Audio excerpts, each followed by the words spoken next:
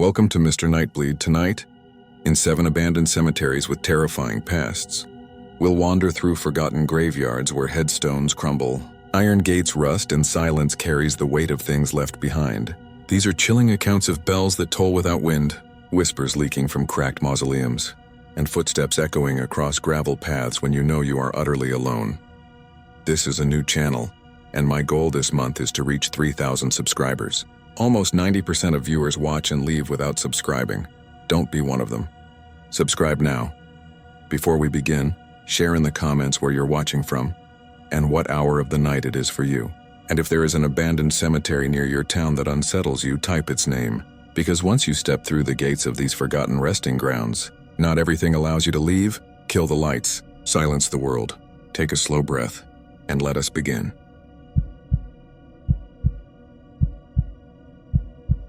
I'm not trying to convince you to believe me. I'm just trying to put this somewhere that doesn't live only in my head.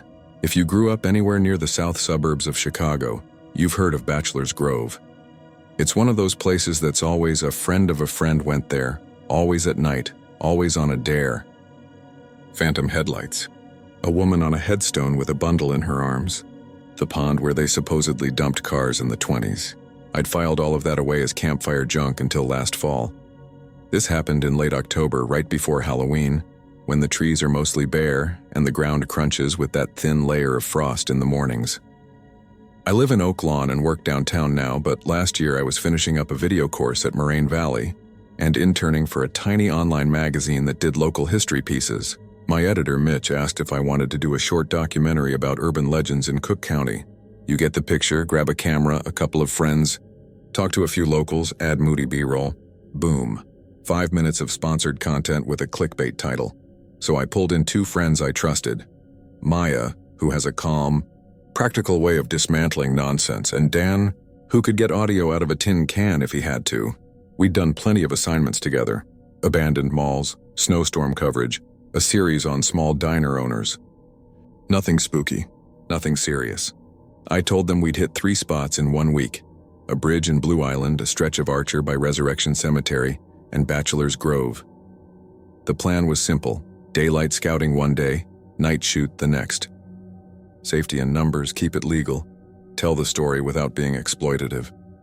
What I didn't say out loud was that Bachelor's Grove had gotten under my skin before we even went. When I mentioned it to my aunt, who's from Alsip, she made a face and said, "Do not mess around in there." My aunt isn't easily rattled. She told me a story about her brother, my Uncle Ray, who drove past the trailhead after midnight in the 80s and saw taillights pull into the forest preserve and then nothing, like a car being swallowed. She said he stopped drinking after that. I laughed because it sounded like 2 different stories glued together. But later, when I tried to look up Uncle Ray in our family photos, I couldn't find a single picture where he was smiling with his teeth. The day we scouted, it was bright, windy, and empty. You park by the trail across from a big bend in the road where the forest preserve fence looks tired. There's this narrow path into the woods hemmed in by scrub trees that lean on you like nosy neighbors. The ground dips and rises weirdly there like you're walking over buried books. The cemetery itself is small, maybe a couple dozen stones left upright, most of them tipped or broken. The place feels like it's trying to return to dirt and the trees are just waiting for you to turn your back. We didn't bring anything heavy on the scout. Just a phone, a handheld camera, and Dan's pocket recorder. Maya had on a bright yellow beanie like she always does when we're outdoors.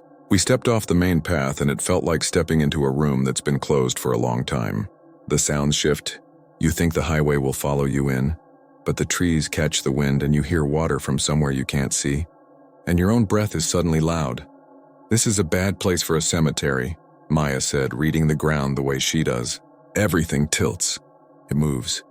"Legend says gangsters used to dump bodies in the pond," Dan said, mostly to hear the recorder capture his voice.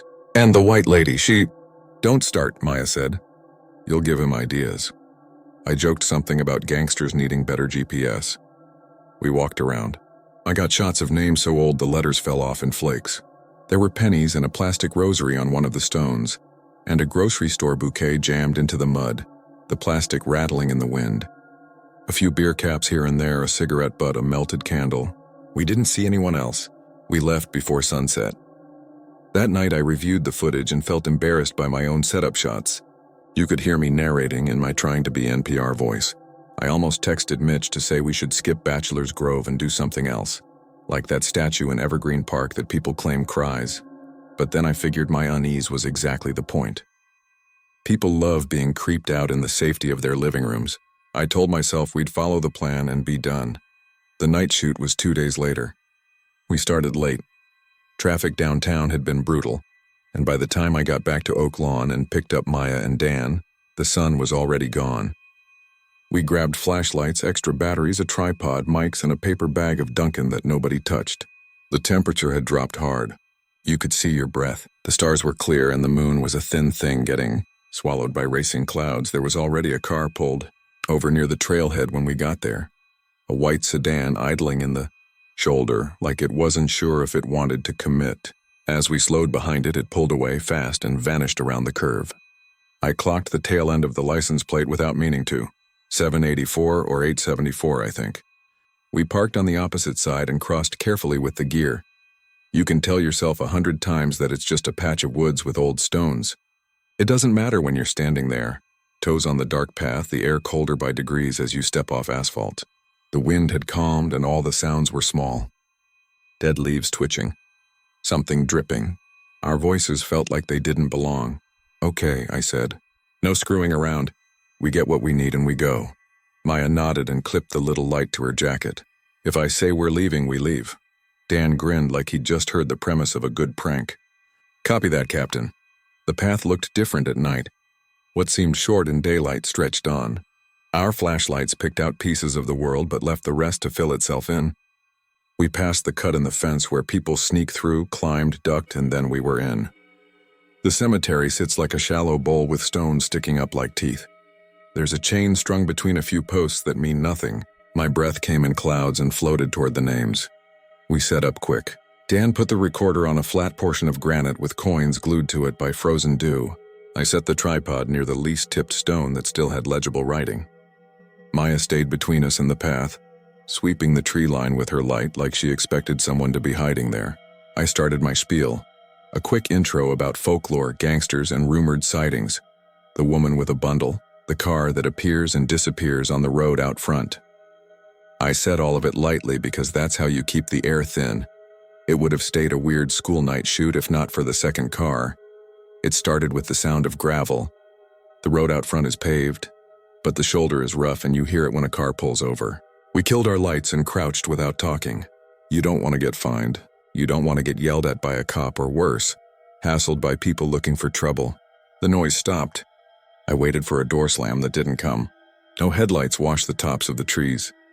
Maybe they just slowed down, I whispered. Maya shook her head and pointed toward the part of the fence we'd climbed. The moon slipped free of a cloud, and in that pale light we all saw it.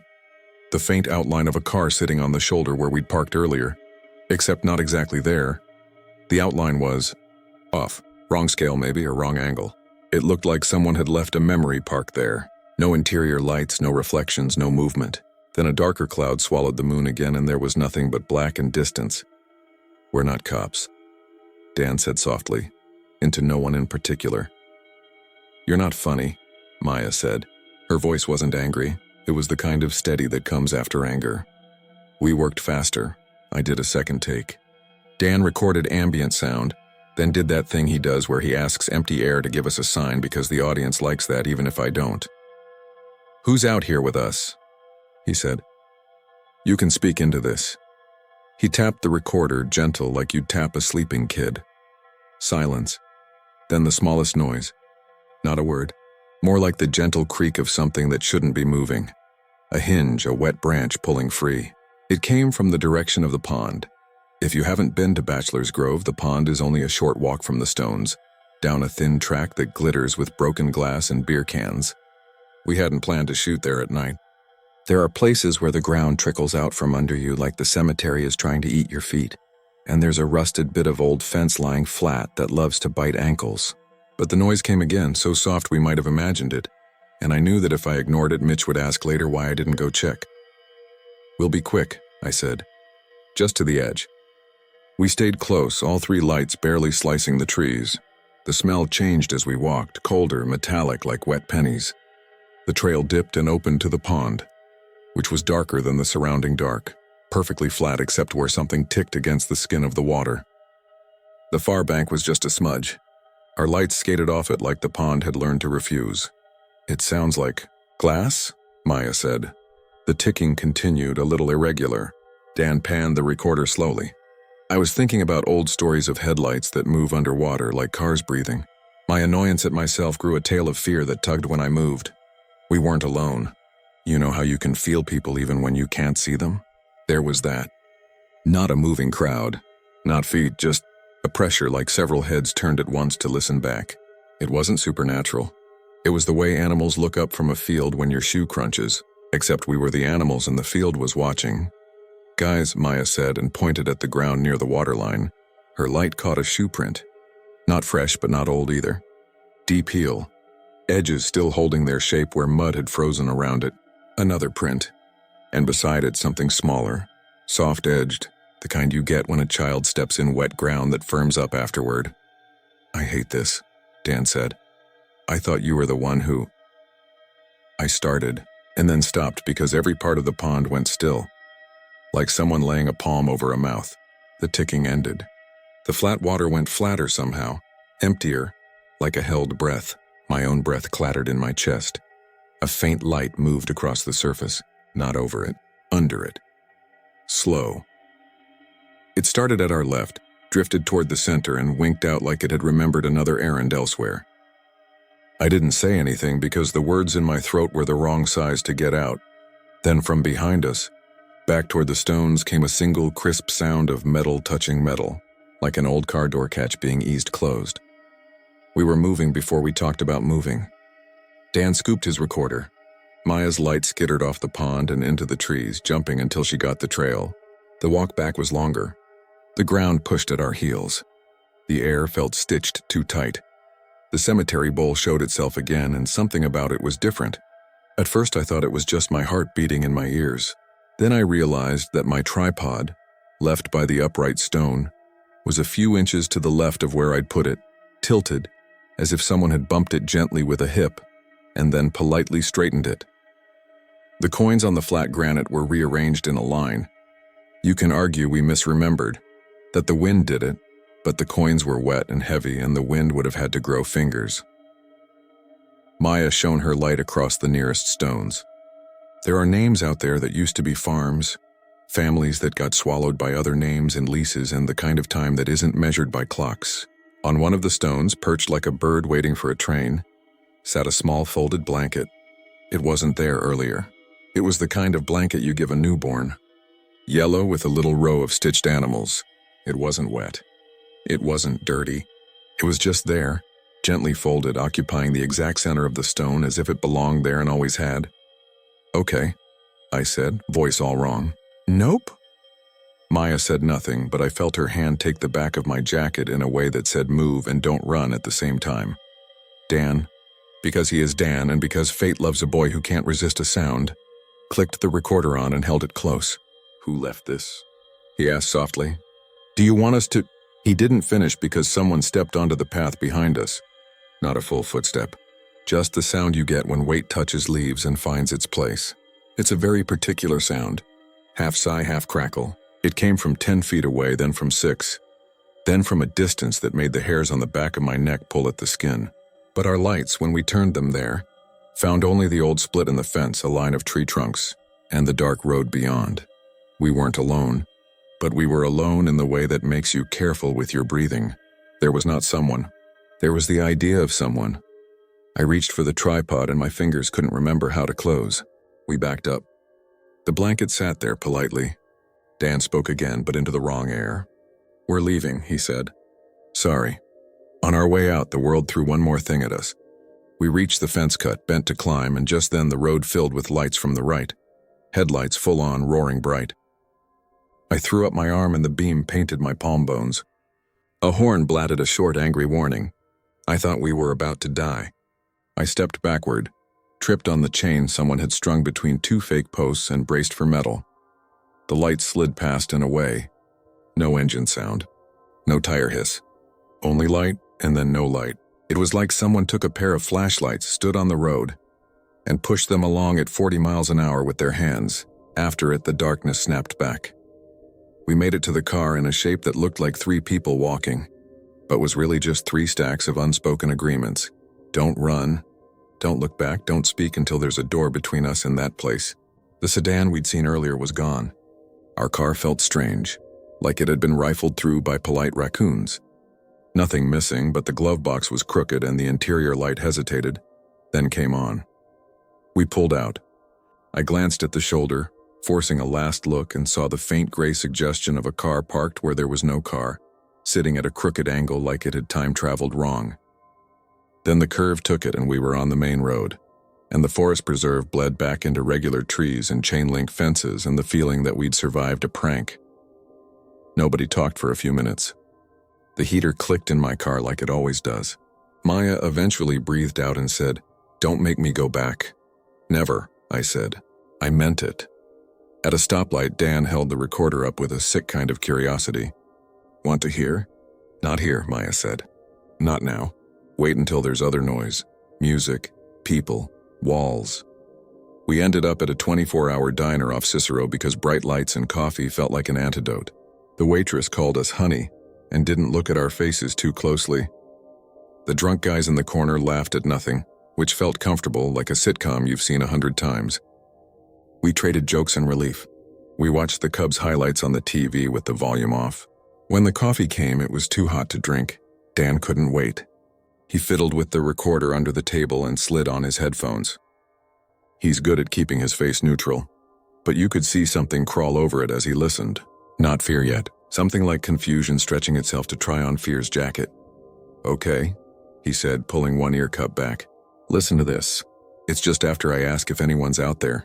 He held the headphones out. I put them on. The recorder is good at picking up details. Moth wings, jacket zippers, the tremor in your voice you don't want to admit is there. I heard us breathing. I heard a leaf settle.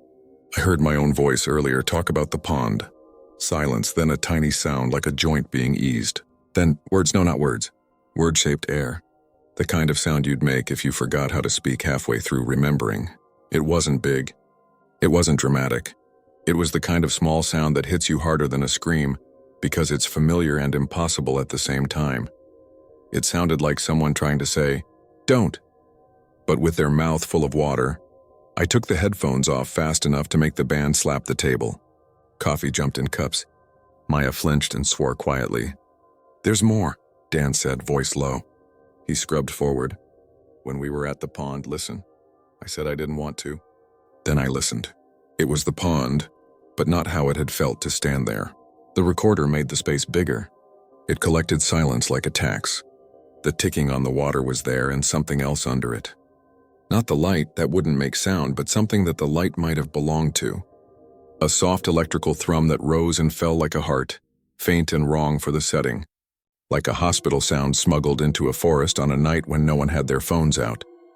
Then, further in the track, after we'd returned to the stones and before we noticed the blanket, the recorder caught a breath that didn't belong to any of us. It wasn't close to the mic. It wasn't human the way I mean when I say human. It was careful. It was deliberate.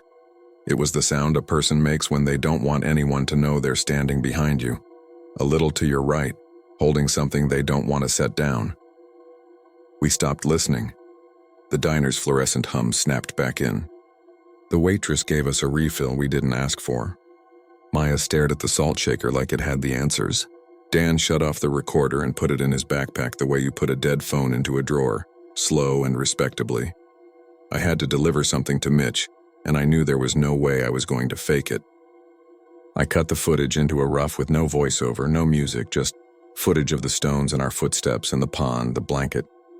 I left out the lights on the road because they'd look like bad editing, or worse, like us trying to make it scarier. I sent Mitch the link and then turned off my laptop and sat in my dark living room, listening to the radiator pretend it was rain. He didn't respond until the next morning. "Good stuff," he wrote. "But the blanket feels cheesy. Did you bring that? If not, we can cut it. Also, do you have a license plate on that sedan from your first shot for legal?" He sent a timestamp. It was the moment when the white car had pulled away as we arrived. I scrubbed to the frame he meant.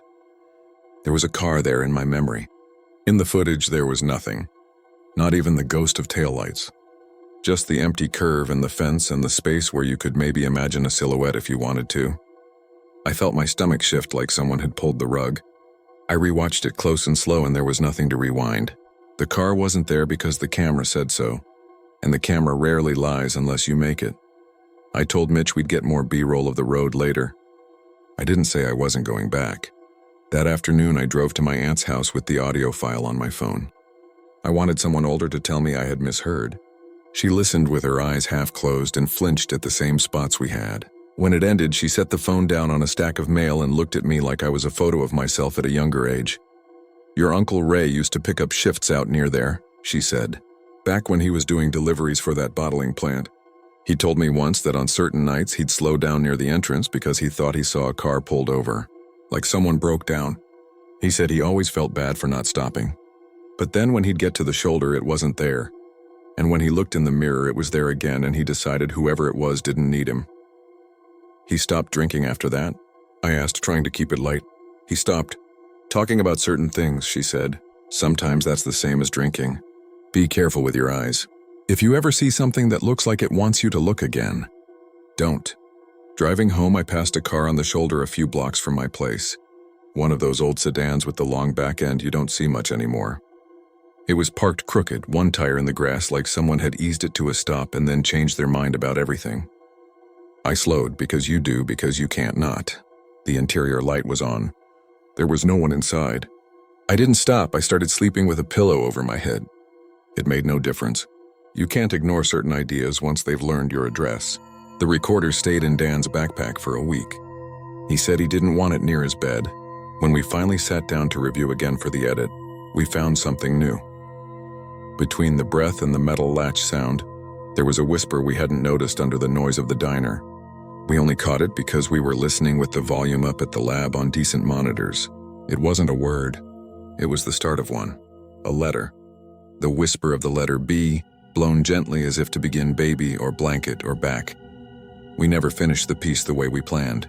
Mitch got antsy and told us to turn in what we had. He ran it with a clickbait title anyway. The comments were what you'd expect. Fake. My cousin saw the lady in white. Stop disrespecting the dead. Sound at 2:47, what is that? One guy posted a blurry photo of himself in the cemetery at night and said he'd slept on a headstone and nothing happened. Another person insisted we had staged the blanket. I didn't argue. The video did fine. The sponsor paid. I got my school credit, but little things followed us. A week later, Maya called me in the middle of the night just to hear another human voice. She said she'd woken to the smell of the pond, cold and metallic, so strong it felt like a sheet laid over the bed. She had checked every faucet, every pipe. The smell had faded when she turned on her bedside lamp. It came back when she turned it off. She slept with it on until sunrise. "I still have sand in my shoes," she said. "But I didn't go to the beach." Dan texted me a photo the next day. A smear inside his windshield he couldn't scrub off. It showed up in the morning like a fingerprint, low on the passenger side.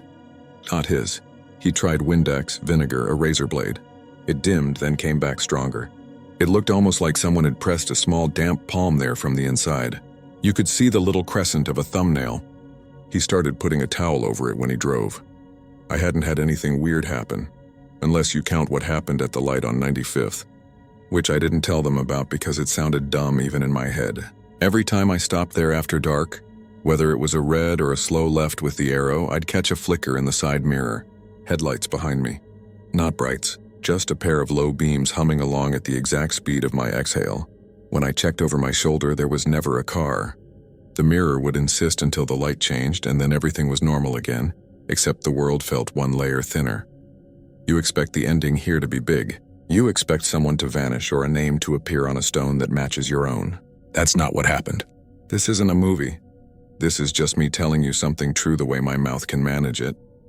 2 weeks after the video went up, I got a message from an account with a name like a license plate, a jumble of letters and numbers.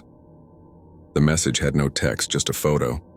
It was taken from inside a car, looking out through a windshield at a stretch of road I recognized immediately.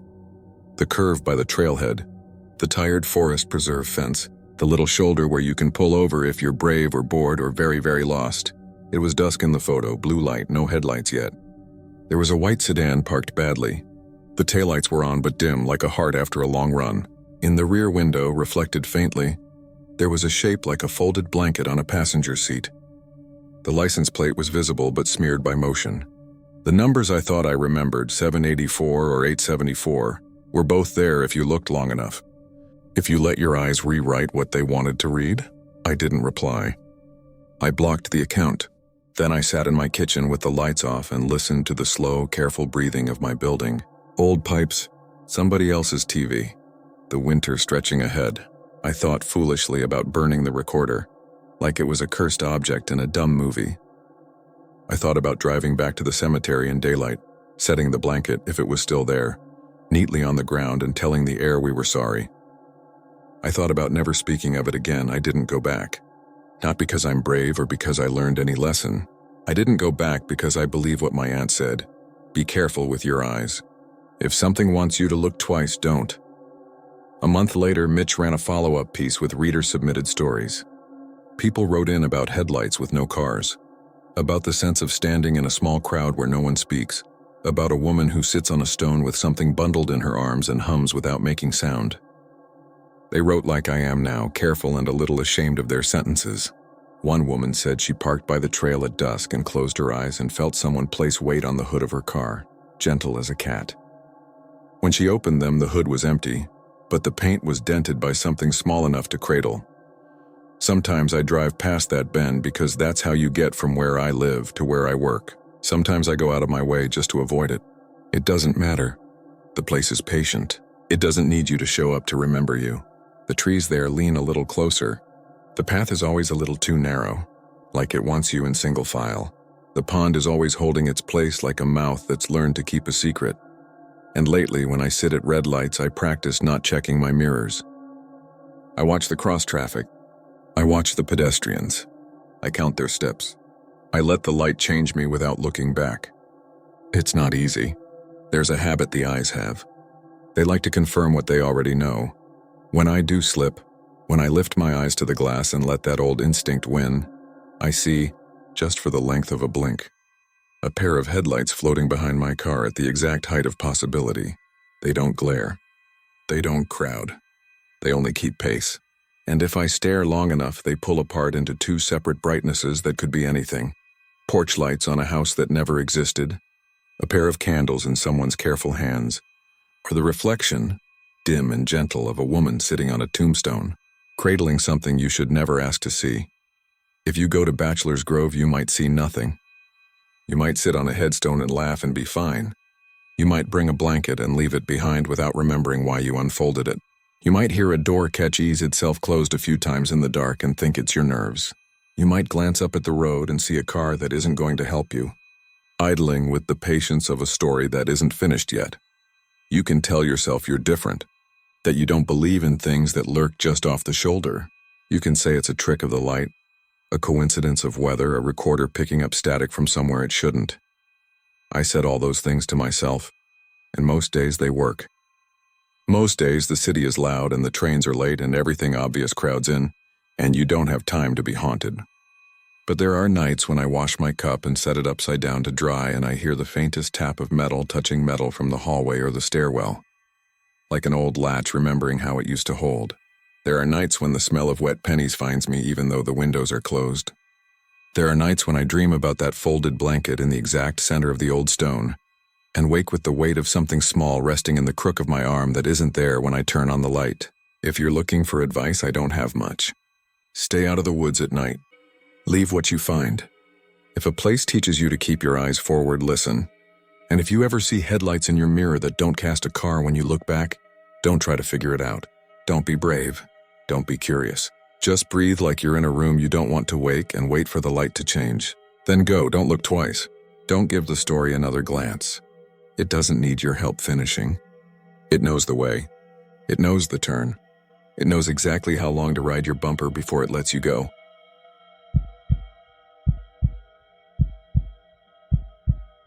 I'm not the kind of person who goes looking for trouble, and I swear I wasn't trying to mock anything that night.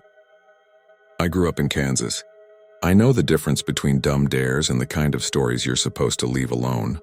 This one, I wish we had left it alone. This happened a few years ago, late October. I was 22, going to school in Lawrence, working part-time delivering sandwiches on the night shift. The college town energy had already started to thin out into that gray, windy stretch before winter hits. On weekends, if you drove 30 minutes west, the landscape turned into big pieces of nothing. Fields, leaning fences, the occasional light from a farm kitchen.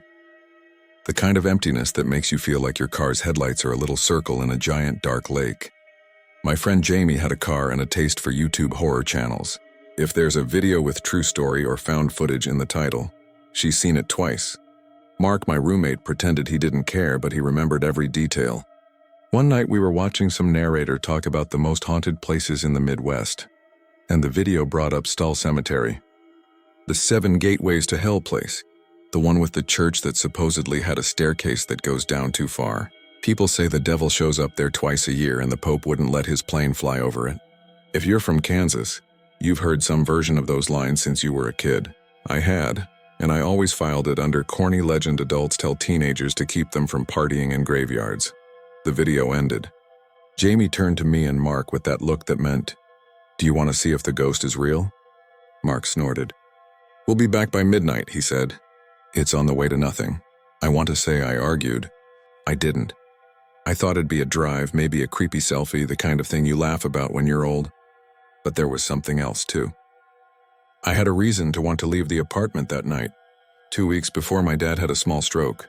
He was okay physically, but he sounded different on the phone, like his sentences were missing the last button. In the quiet moments that fall, I kept hearing people I loved turn into someone else, and it scared me more than ghosts.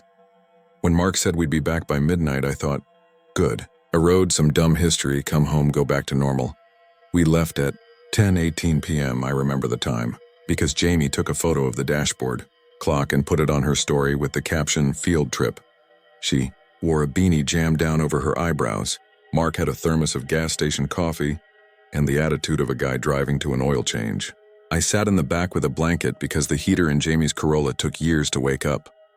The wind had been steady all day, but when we hit the county roads, it got weirdly stronger in the open space. You could feel it lean against the car like a flat palm. The sky was clouded but not solid. The moon kept shouldering through the mess, then hiding again. We passed a lot of nothing. Twice we saw coyotes far off in a field, just shapes that stopped and looked at the sound of the engine. We almost missed the turn. The road sign for Stull Road was twisted, and the letters had a shine like they'd been repainted badly. Jamie slowed down and said, "If we get a flat, I'm setting the car on fire for warmth." There's not much town to Stull. A handful of houses, some outbuildings, a church that isn't a church anymore. We weren't planning to trespass. We just wanted to see the place and leave. We'd talked about that. In and out. Be respectful. No stupid jokes. We pulled up across from the cemetery. The gate wasn't locked, which surprised me. I remembered hearing it used to be fenced off because people kept vandalizing it. The chain was looped in a way that made it look locked until you touched it. Mark reached out and the chain came loose in his hand. He froze and looked at me like he'd been caught breaking something by accident. The wind pushed his hair back. The only sound was the flag on a pole at the little township building cracking in the air. "I don't like that," Jamie said, pointing at the chain. We parked on the shoulder by a ditch. Every part of me expected a sheriff's cruiser to roll up and light us with blue and red. It didn't happen. When we got out, the wind smacked my ears and made my eyes water. It was colder than in town and felt like an empty auditorium. You know that hush you get in a big space? It was that, only outside we went in. Jamie used her phone flashlight like a spotlight, sweeping it over headstones. They weren't fancy stones. A lot of them were low and old, with names and dates worn down to suggestions. There was a newer section too, closer to the gravel path that cut along the edge. You could tell the relatives still came there. Plastic flowers pressed flat, wind-tilted flags in little holders.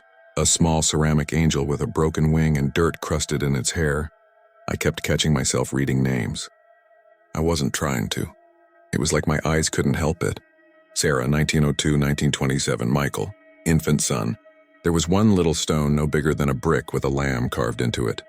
Someone had tucked a baseball next to it that had gone brown and fuzzy in the seams. Maybe I'm isolating details because you're supposed to understand why we didn't immediately run away. But that's how it felt. Ordinary loss. Unfair and everywhere. Not a gate to anything. We spent a few minutes like that, being quiet, making dumb comments to keep the silence from getting too real. When we got to the part that I guess used to be the church, I felt the ground change. It's hard to explain. The grass stopped. There was this rectangle of stones laying flush with the soil like a foundation. I'd seen pictures of the church back when it still stood.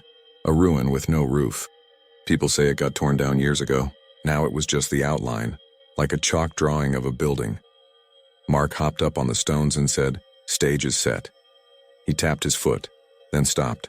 "Feel that?" "What?" Jamie asked. He bounced again. "He's not heavy, but you could hear something under the stone, a dull drum. Not hollow exactly. Just not dirt. I didn't want to stand on it. I don't know why." I stayed on the border grass. Jamie walked around the rectangle like she was inspecting it, then aimed her light at the middle and whispered, "No way." At first I thought it was a shadow. Her light wasn't strong, and the moon was in the way half the time. But the beam caught edges. We all stepped closer at the same time like we'd been pulled. There was a square in the stone, a hatch, metal with a ring handle that lay flat. It looked newer than the stones, but not new. Like it had been there a long time and nobody had taken care of it, but the material held. "I thought they sealed it," Mark said. "Didn't they pour concrete when they knocked the church down?" "Maybe it's a septic thing," I said. "Or a storm shelter." We stood there and didn't touch it. The wind quieted for a second. I know how that reads. The wind quieted, but it did. The flag noise stopped. The trees went still. It was like the whole place took a breath with us and held it. Jamie put her phone away. "If there's one night I'm not opening weird square holes," she said, trying to sound flippant. "It's this one." "Agreed," I said. Mark crouched, though. He just looked. He wasn't reaching for the ring. He was studying the seam, the way the metal lip sat over the stone. Maybe he wanted to be the guy who saw and didn't flinch. He tilted his head, and as soon as his ear got near the surface, he jerked back like he'd been touched. He scrambled to his feet and bumped into me. When he spoke, his voice came out thin. "There's something—" He shook his head.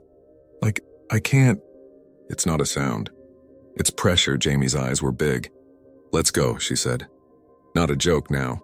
She was already stepping backward, turning her light away from the hatch like it was bright. Then we heard a car. It wasn't a sheriff. It was an old pickup coasting slow down the road, a shape with 2 square lights. We all had the exact same thought. We're about to get yelled at by a local who's sick of kids making messes. The truck stopped next to our Corolla. The driver didn't get out. He rolled down his window. The cab was dark, and the angle of his interior light did that thing where their face stays shadowed. I could make out a brim of a cap. "You kids all right?" the man called. His voice wasn't angry. He sounded like someone checking if your tire's flat. "We're just leaving," Jamie said a little too quickly. "Good plan," he said. "Gate's a pain when the wind hits it. Don't forget to hook it." Jamie nodded and started moving toward the gate. Mark and I followed fast. It felt like every footstep was too loud. I don't know why. The man looked over at the cemetery, not like he was afraid of it. More like a person glancing at a porch he'd known his whole life. "You from Lawrence?" he asked. "Yes, sir," Mark said. The man nodded like he'd guessed. "Watch the ditch," he said. "It drops more than you think." He didn't introduce himself. He didn't tell us a story. He just watched us loop the chain around the post. Jamie hooked it the way it had been, loose. "You probably want to lock that," she said, trying to hand the chain to the man like it was his. He smiled, I think. It was hard to see. "People around here know better than to lock people in," he said. "You have a good night." He rolled his window up and drove off before we could say thanks. No drama, no lecture. He turned east and was gone. I remember the taillights shrinking like eyes closing. We got back into Jamie's car. The heater had finally started to work, and the warmth made me realize how cold my hands were. Jamie started the engine. Mark was quiet, looking in the side mirror at the dark field. "That guy felt normal," he said, like he was making a case. "That's good."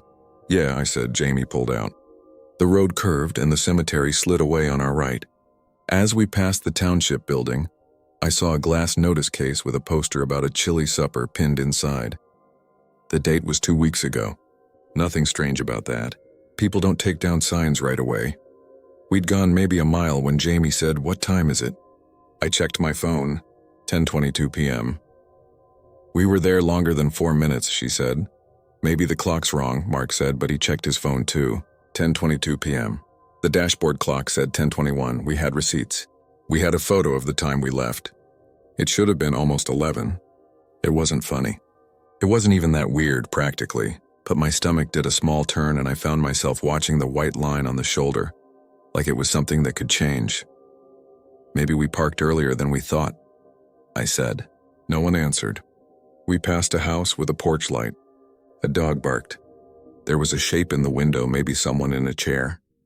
Those 2 seconds felt so normal I almost forgot the hatch. Then Jamie's phone vibrated in the cup holder, and the screen lit her face. "What?" she said. "Who's calling me?" She flipped it over. "No caller ID," she said, and hit decline. It rang again. Same thing. She declined again. It rang a third time and she let it go. It stopped. Then my phone buzzed. I glanced down and saw the same block of words. "No caller ID, I'm not answering," I said. "Don't," Mark said.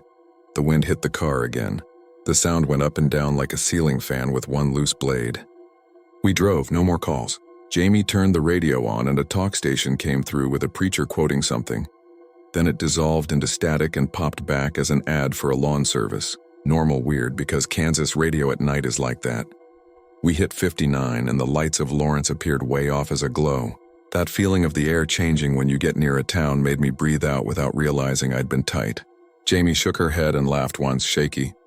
"We're dumb," she said. "We're fine." "Yeah," Mark said. "We're fine."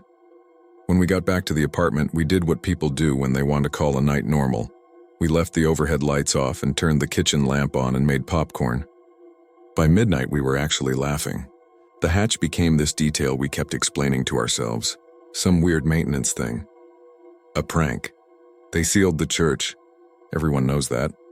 The first thing that got me again was Jamie's Instagram story. I'm not big on posting, but she is. So when she started going through her photos to put up a picture of the dark fence and a stone, she froze. "That's not funny," she said. She turned her phone toward us. The last photo in the camera roll wasn't the dashboard clock. It was a shot of the hatch. From above, flash on, framed too neatly to be an accident. The ring handle was centered and glinting. Our shoes weren't in the frame. There was no motion blur. It looked composed. "I didn't take that," she said, voice high. Mark reached for his phone like he could check something at the same time. He opened his camera roll, scrolled, then stopped. He had the same photo, same angle, same flash, same framing, but 2 tiny differences. On his version, the ring handle was turned about 15 degrees to the right. On Jamie's, it was straight. And mine, when I finally checked, hands stupid with popcorn oil, I had the photo too. In mine, the ring handle was turned 1 notch left. We stared at the 3 pictures side by side in the kitchen light. Same dirt crumbs, same hairline scratch on the metal that curved like a question mark. Just that handle, which looked shallow but made my throat go tight, because it meant they weren't identical. It meant something. "Okay," Mark said, trying to crack a joke and failing. "Someone's messing with us." "Nobody's in here, Mark," Jamie said. "We've been together since we got back." She locked her phone and set it face down like it could look back. We could have deleted them. We didn't. Part of me was stubborn. Part of me wanted proof that I wasn't just letting my brain run around. We put the phones away and forced ourselves to watch something stupid. Around 1:30 a.m., Mark yawned and said he was going to bed. "My roommate's at his girlfriend's," he said to Jamie as he stood up. "You can crash in my room if you don't want to drive." "I'll take the couch. I'm okay," she said. "Text me when you wake up tomorrow so I know you didn't get dragged under the bed." We laughed. The kind of laugh that doesn't clear anything. She left around 1:45.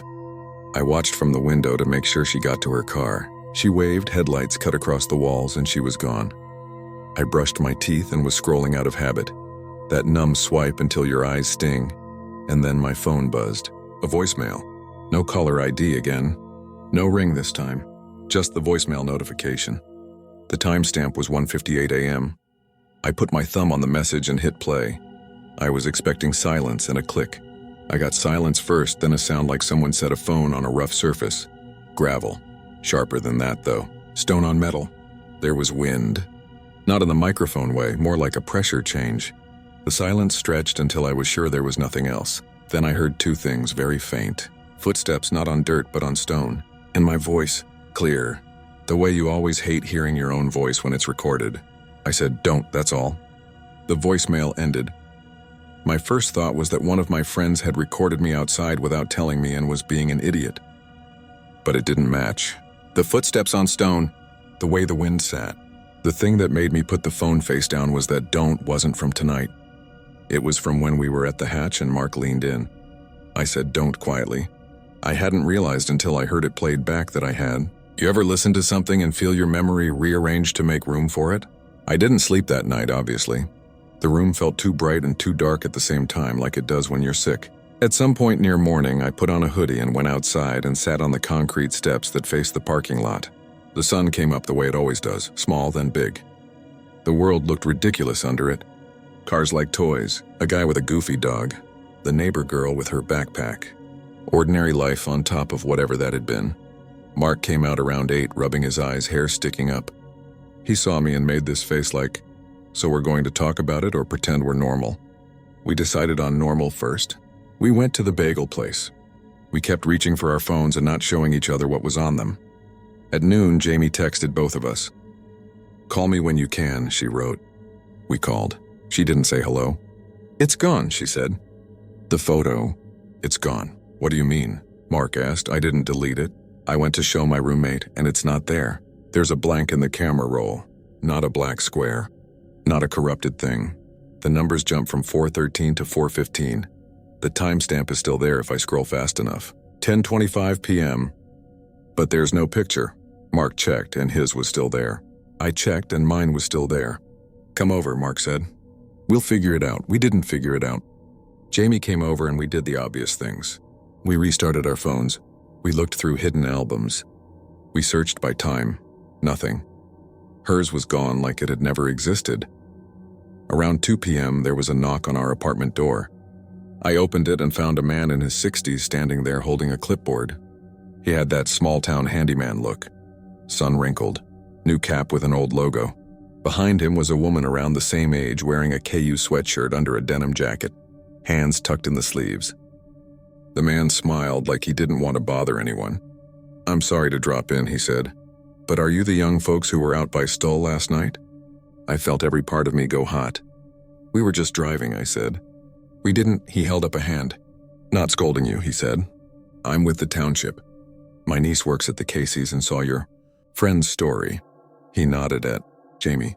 "Recognize the road?" Jamie turned pink and managed a nod. "We're trying to keep people from going out there and getting stuck in the ditch," he said. "It's nothing but trouble for everyone. Just wanted to make sure you're okay." "We're fine," Mark said. "We didn't touch anything." The man looked relieved, like he wanted to like us and was looking for a reason to. The woman beside him spoke up. "You didn't move the stones, right?" she asked, like it mattered a lot. "No," Jamie said. "Good," the woman said.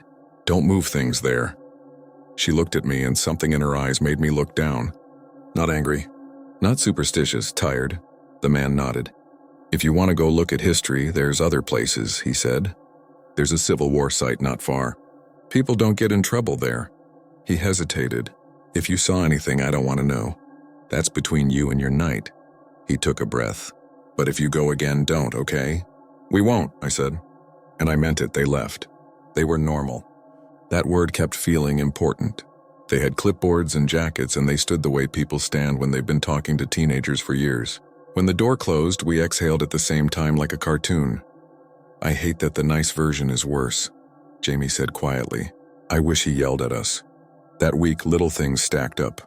Nothing big enough to show a cop. Nothing movie-worthy. But enough to make the daylight feel shorter. Every night around 1:58 a.m., a voicemail popped up from no caller ID. It was never longer than 20 seconds. Always wind and that shifting gravel on metal sound. Sometimes a breath. Once a faint hum that might have been a fragment of a hymn if you wanted to be scared. Sometimes again, footsteps on stone. I stopped playing them on speaker. I stopped playing them at all. That didn't stop me from feeling them arrive like a pressure change in the room. The phone lit, the time read 1:58, I stared. I put it face down, it wasn't just me. Mark got them. Jamie got them again after a day of silence. On the third night, Jamie texted at 2:01, "New one is just rain?" Mark responded, "Not raining." It wasn't. We held our phones up to the window like that would force the sky to match. On Wednesday, I woke to find the hallway light on. I hadn't turned it on. Mark hadn't either. It was the kind of light you leave on when you're waiting for someone. I turned it off and it clicked, a small mechanical sound that made me feel watched. On Thursday, I walked out to my car after class and found grit on the hood. Not dust, granular chips of something. I brushed them into my palm and looked. Little gray flecks. Stone? Concrete? When I got into the car and started it, the radio came on mid-sentence with a preacher again, and I shut it off too fast. We decided to talk to someone. Not a priest, not a ghost hunter. We picked boring help. We went back to that Casey's in the afternoon because we knew the niece worked there, and we figured she'd point us to someone without making a big deal out of it. She was stocking shelves. We recognized her from Instagram. Shaved stripes in her eyebrow, ring in her septum, flannel tied around her waist.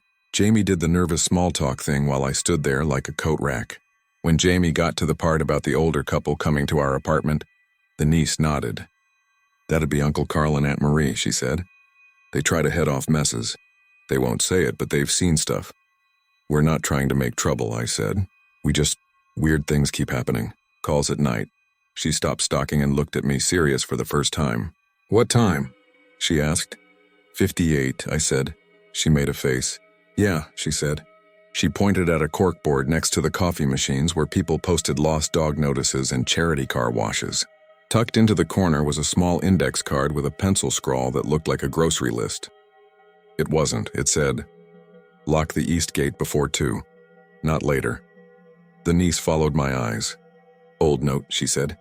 "From before they took down the church. Don't know who wrote it. I leave it there. Nobody messes with the east gate anyway." "What's the east gate?" Jamie asked. "Backside fence," the niece said. "There used to be 2 ways in. People used the front with the chain. The other's a farm track, heads behind the little church foundation." She said it matter of fact, like she was talking about a normal place. Then she caught herself. "Sorry, not trying to creep you out. You're already creeped. Was there a basement?" Mark asked. Was there really a staircase?" The niece shrugged. "I never went," she said. "I've heard there was something under. My grandma said her brother went down there once in the 60s, and when he came back up he had dirt on his hands because he'd been clawing at the steps. She said that like he forgot there were rails, like he had to use his hands. We left with bad coffee we didn't drink because we felt like we had to buy something. We didn't go back to Stull. We told each other we weren't going back, like we were daring each other to break the promise. One more thing, and then the part I still don't like saying out loud. Friday night, Mark didn't come home. Not unusual on its own. He might crash with friends, but he texted me around 9:30 p.m. that he was leaving a friend's house and would see me soon. At 10:15, I texted back, "You good?"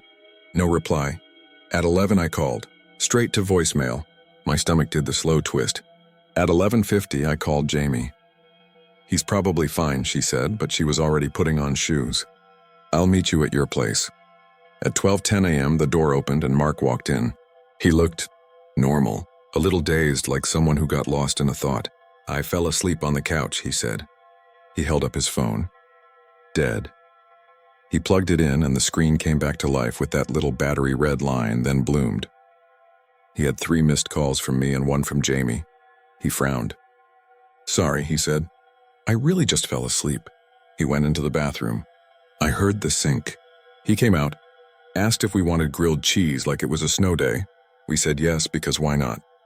He pulled out a pan and butter and we moved around each other in that small kitchen dance you learn when you live together. We ate, we even joked. Relief is a drug and we took too much. At 1:58 a.m., all 3 of our phones buzzed at once on the counter. We looked at them like they were snakes. The same no-caller ID, the same voicemail notification. None of us moved. Then Mark reached for his first. He pressed play and held it between us. Wind, that rasping metal on stone sound. Then something else closer than before. A tap, another. 3 more taps like someone was feeling around a lid from the inside. I felt my hands go cold. Jamie gagged quietly and covered her mouth. Then again, footsteps. Not going away, coming up. If you've ever been under a metal stairwell and heard someone walking above you, you know how the sound has a certain ring.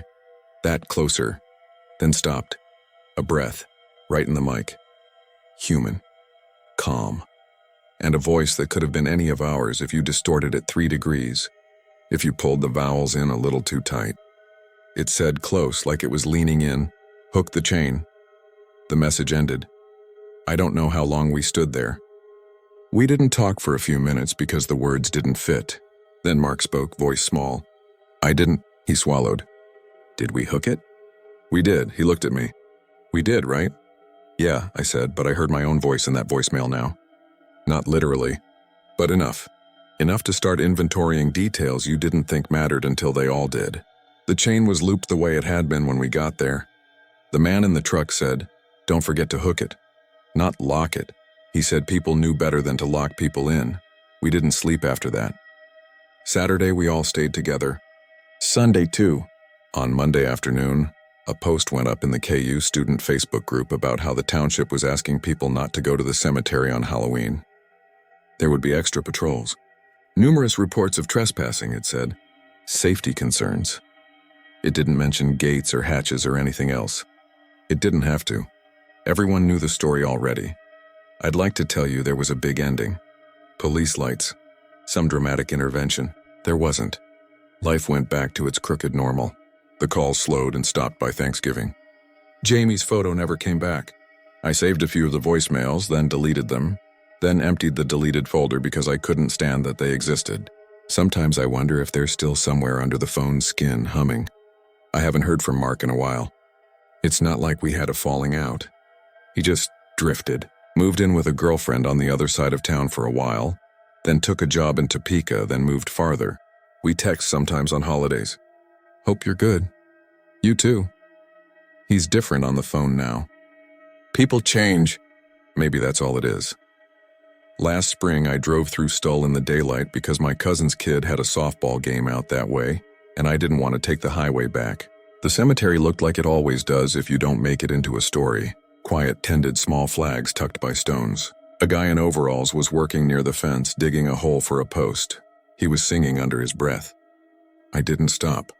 The road took me past the township building.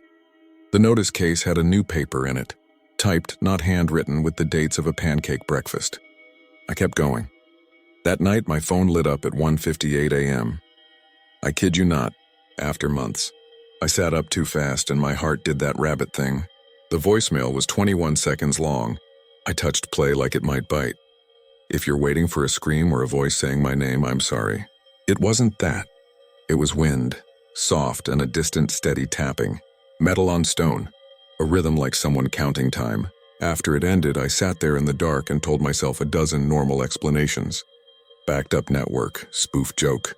My own brain making that sound from memory. Every one of those explanations is probably true. But the next morning when I went out to get in my car, there were 3 small gray flecks on the hood. Not dust, chips. I brushed them into my palm.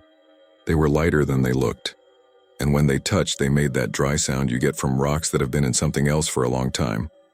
I haven't been back to Stull. I won't. People ask about it sometimes, especially if they moved here from somewhere else and heard the stories and want the inside scoop. I do the shrug. It's just a cemetery, I say.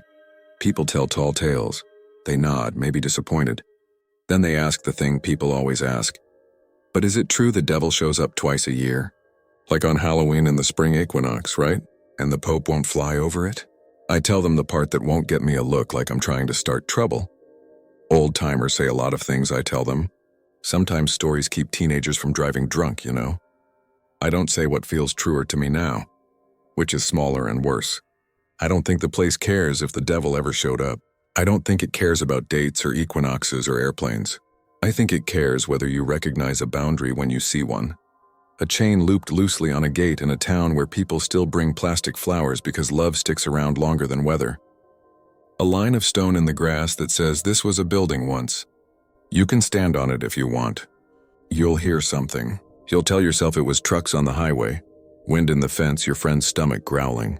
You'll hook the chain when you leave because you're a good kid and somebody taught you manners. You'll hook it and it will sound like a few little taps, nothing. Then you'll go home and hear those taps again at 1:58 a.m. for a while. They'll fade. You'll forget. You'll tell the story if someone asks. You'll laugh in the kitchen light. And every now and then you'll wake up because your phone lit your room with that blue cold and you'll think, fine, I get it, nothing's wrong. You'll roll over. You'll sleep. But sometimes, I'm saying once or twice a year, you'll hear a voice in your dream. Or maybe not a voice, just an idea in a voice that could be yours if you'd spent too long under a stairwell. It will say gently, like a reminder from a friend, hook the chain, and you'll wake up already reaching for your phone, even if you don't have a good reason, and your hand will brush the nightstand and make that tiny click of things shifting on wood, and you'll feel for the ring that isn't there. You'll close your hand around air. You'll tell yourself to go back to sleep. You will. Most people do. If you drive out that way and you see the gate, leave it the way you found it. Don't go looking for hatches. Don't put your ear to the ground. Don't ask the nice old man in the pickup for directions back. He'll give them. He's been giving them for years. People always find their way home. I'm not warning you about devils or popes or anything that would make a good headline. I'm saying the boundary matters. It doesn't care if you believe in it. It cares whether you respect it, that's all. And if you ignore it, if you step over, don't be surprised when ordinary things lean back at you.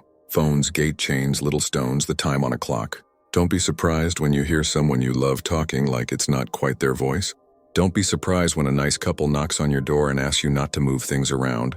Don't put your ear down. Don't listen for what's under. If you do, and you hear footsteps on stone and you don't know whether they're coming up or going down, don't do what we did. Don't stand there debating whether it's your job to help, because here's the last thing I'll say and then I'm done. That Friday night, when Mark fell asleep, he came back with dirt under his nails. Not much. Just the kind that looks like pencil graphite and lives in the half-moons of your hands and won't wash out right away. I noticed when he flipped the grilled cheese. I didn't say anything because it was nothing. There's no proof that means anything. It probably doesn't. But a week later, when he helped me move a dresser, I saw a small half-moon bruise on the pad of his ring finger. A faint curve. The shape your skin makes when you pull up on a metal handle that lays flat. I asked him how he got it. He looked at me like he honestly didn't know. No idea, he said, normal, always that word, I haven't been back. If you go, don't tell me. If you get a call around 1:58, don't save it. And if you hear tapping in your sleep, count it like a lullaby, then hook the chain and leave it alone. That's what they do out there. That's what they taught me. And if you don't, if you linger, if curiosity is louder than your caution, then maybe you'll get lucky and see nothing but a small, quiet cemetery in a small, quiet town. Maybe you'll go home and laugh about how people fall for stories. That's what I hope happens for you. But if your camera roll slips a picture into your pocket that you didn't take, and a handle turns a notch different every time you look, I want you to promise me you'll do one thing I didn't do soon enough. Leave whatever's under there to its own business. Hook the chain behind you. And don't put your ear to the stone when the wind finally stops and every part of the night holds its breath, just to see what you'll do next.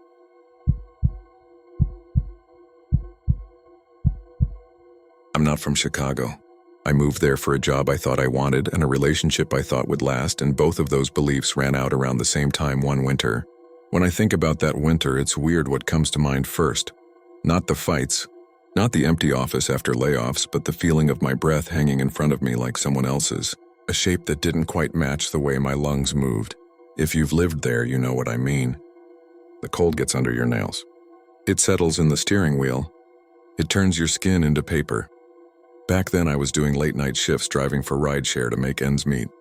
My route always ended up on the southwest side. The city gives way to old suburbs and truck routes out there, places where the streets have two names because half the locals still refuse to use numbers. I learned to like those nights. The roads were wide, the sky felt bigger, and if you kept your heat at the right setting, you could drive for hours without thinking too hard about anything. Archer Avenue was my favorite, long and straight. The kind of road that makes you feel like you're leaving something behind even if you're just circling around. It's also the road that runs past Resurrection Cemetery.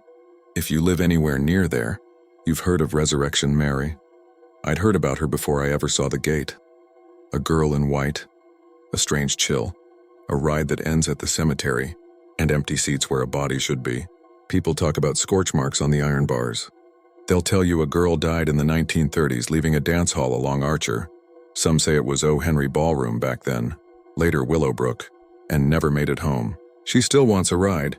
It's a story with comfortable edges. Even when it's scary, there's a path you can follow. You say the names, you hit the landmarks, and you're done. I wasn't interested, not really.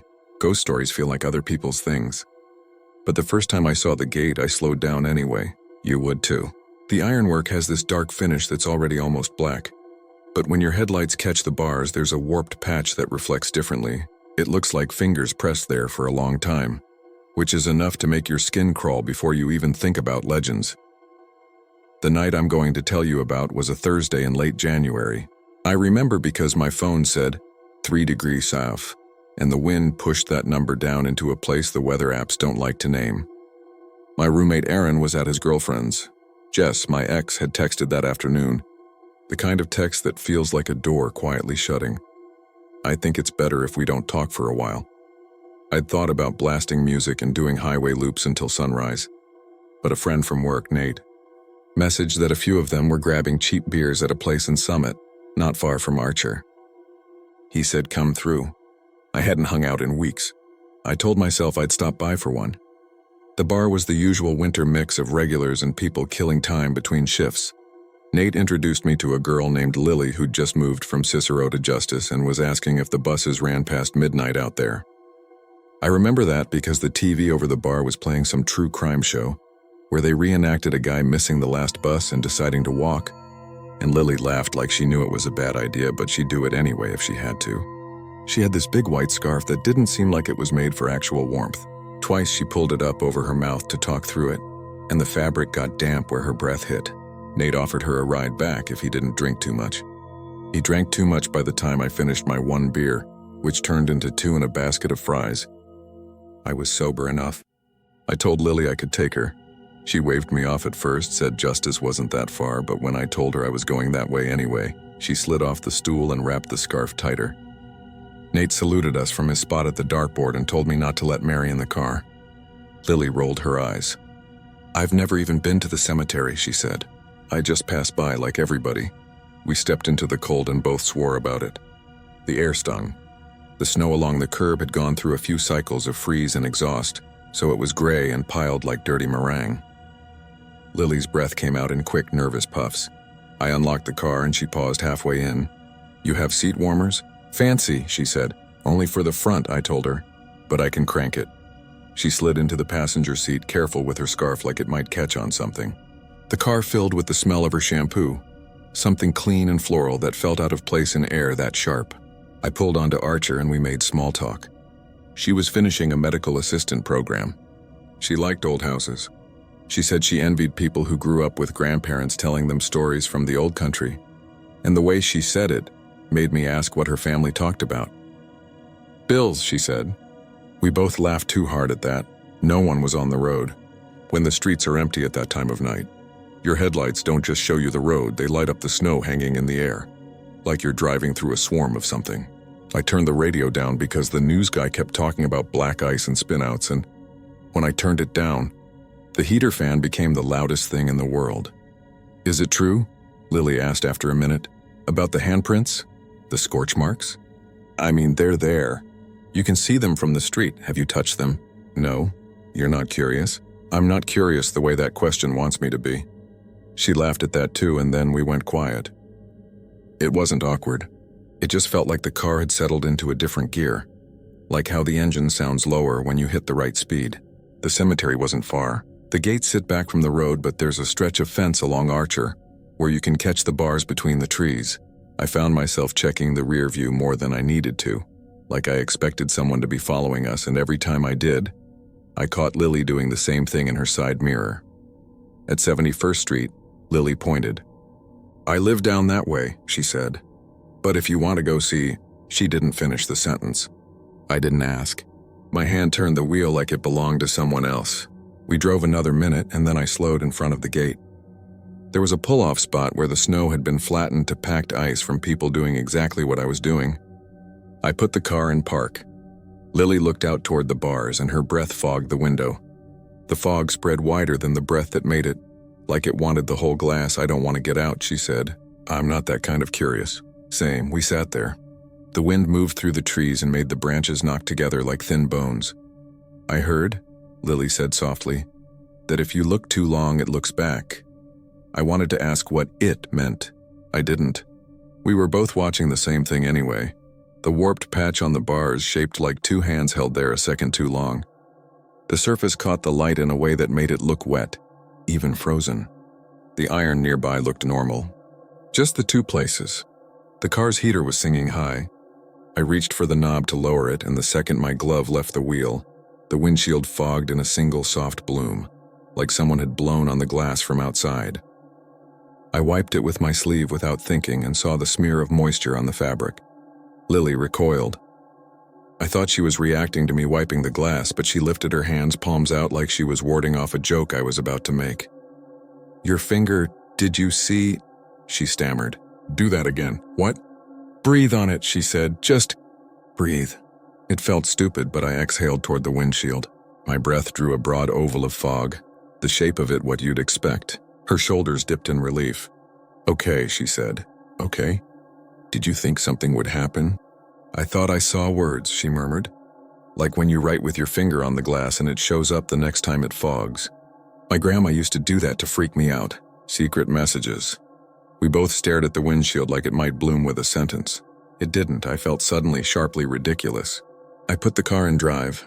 "Want me to take you home?" I asked. "Please." We pulled away, slower now. "There's a bend in Archer right there. A gentle curve that takes you past the cemetery fence and onto a long straight stretch that eventually drops you into more houses." As we cleared the curve, my headlights caught something white at the shoulder. I had to take a second to understand what I was seeing. A woman in a light dress, not much more than knee-length, bare legs, bare hands, standing next to a light pole. The wind lifted the dress like a flag. Her hair was long and blonde or light brown, I couldn't tell, and she wasn't hugging herself the way a person does when they're cold. She was just there, looking a little past the road like she was waiting for the light to change. Lily tensed so hard the seat creaked. "Don't," she said. "No, keep going." "I can't leave her," I said. The words came out before I could choose them. Lily grabbed my sleeve. I felt the tug through the jacket. "Please," she said, "please don't, please." I slowed anyway. My brain was trying to make the picture make sense. A costume party? A TikTok thing? A drunk dare? But the woman's skin didn't look flushed from the cold. It looked flat. That's the only word I have. Like the light wasn't catching it right, and the air around her had this faint glittering to it like a sun halo, except the only light was my headlights and whatever the town was throwing into the sky on a late night in January. I pulled onto the shoulder. The woman turned her head, not fast, just like she'd noticed us for the first time. Her eyes didn't match the rest of her face. They were not bright exactly, but clear in a way the rest of her wasn't. She lifted her hand in the smallest gesture. It wasn't a wave. It was that thing you do when you want to ask, "Are you going downtown?" without making a big deal about it. Every part of me wanted to unlock the door without thinking. My thumb reached for the button, Lily shouted. It shocked the quiet out of the car. "No!" she screamed, voice snapping raw. "No, no, don't." Her phone lit up in her lap. At the same moment, my dash screen glitched and the radio cut to static, just long enough for a thread of something to come through. A voice? Or just the shape of one, and then it went back to the heater fan and the car ticking quietly with warming plastic. The woman slightly tilted her head like she was listening too, and the second her expression changed, just a flicker. Interest, maybe. I felt a cold in my throat like I swallowed ice water too fast. "I'm sorry," I said to the woman, to Lily, to the road. I don't know who. I pulled back onto Archer and drove. The woman didn't step toward the car. She didn't vanish dramatically. She just got smaller in the mirror until the angle took her out of the view. Neither of us talked until we hit 71st again. "Turn right," Lily said hoarsely. I did. The houses here are one story with low roofs, the kind of place where you can see inside the living room if the curtains are open. It felt obscene to look. The streetlights made the snow into something that glowed from within. Lily directed me to a dark brick building with a narrow driveway. "Thank you," she said, voice small again. "I thank you." I unlocked the doors. She didn't move. She stared at the glove compartment like she could see her face in the plastic. Then she took her scarf off, doubled it, and pressed it flat against the inside of the windshield where she thought she saw the words before. She held it there, breathing hard. Just making sure, she whispered. Nothing appeared. She gave a little laugh that wasn't happy. Okay, she got out. When I pulled away, I saw her in the mirror, standing near the stairwell door, watching me, her scarf still in her hand like she'd forgotten to put it on. I should have gone home. I should have called Aaron and told him I was coming back. Instead, I ended up back on Archer, driving the way you do when you want to prove a point to no one. The road was emptier, the sky somehow darker even though I knew it wasn't. I passed the cemetery again, slower this time, and I didn't stop.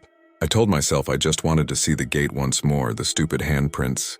It felt like closing a book back to the scene you want to look at one more time to see if you missed something. Near the gate, a snowplow had tossed slush up onto the shoulder, leaving a hard ridge like a frozen wave. There were footprints leading from the road to the bars. Not many. One set in, one set out. The wind had softened them but not erased them. I rolled down my window a crack and the air shoved its way in. A smell like cold iron and something sweeter. Faint, like old flowers. I don't know why I did what I did next. I pulled over, put on my flashers, and got out. The first breath hit me like an insult. My face hurt. The gate stood there, bigger than it looks from the road, the bars taller than me, the crossbars thick as wrists. The scorch marks weren't what I expected. They didn't look burned. They looked polished, like hands had smoothed them. The iron around those ovals had a fine bloom of ice dust you could see if you tilted your head. The ovals themselves were clean. The snow around the gate had a crust on top. My feet broke through with these loud little crunches that sounded wrong and all that quiet. I reached out without touching. My fingers went numb anyway. I could see my reflection, faint in the smoothed iron, my face stretched and wobbling like I was underwater. I pulled off a glove and held my hand next to the mark. It lined up. That's the part that made my stomach flip. The way my hand fit that shape, like it wanted to rest there. Someone cleared their throat behind me.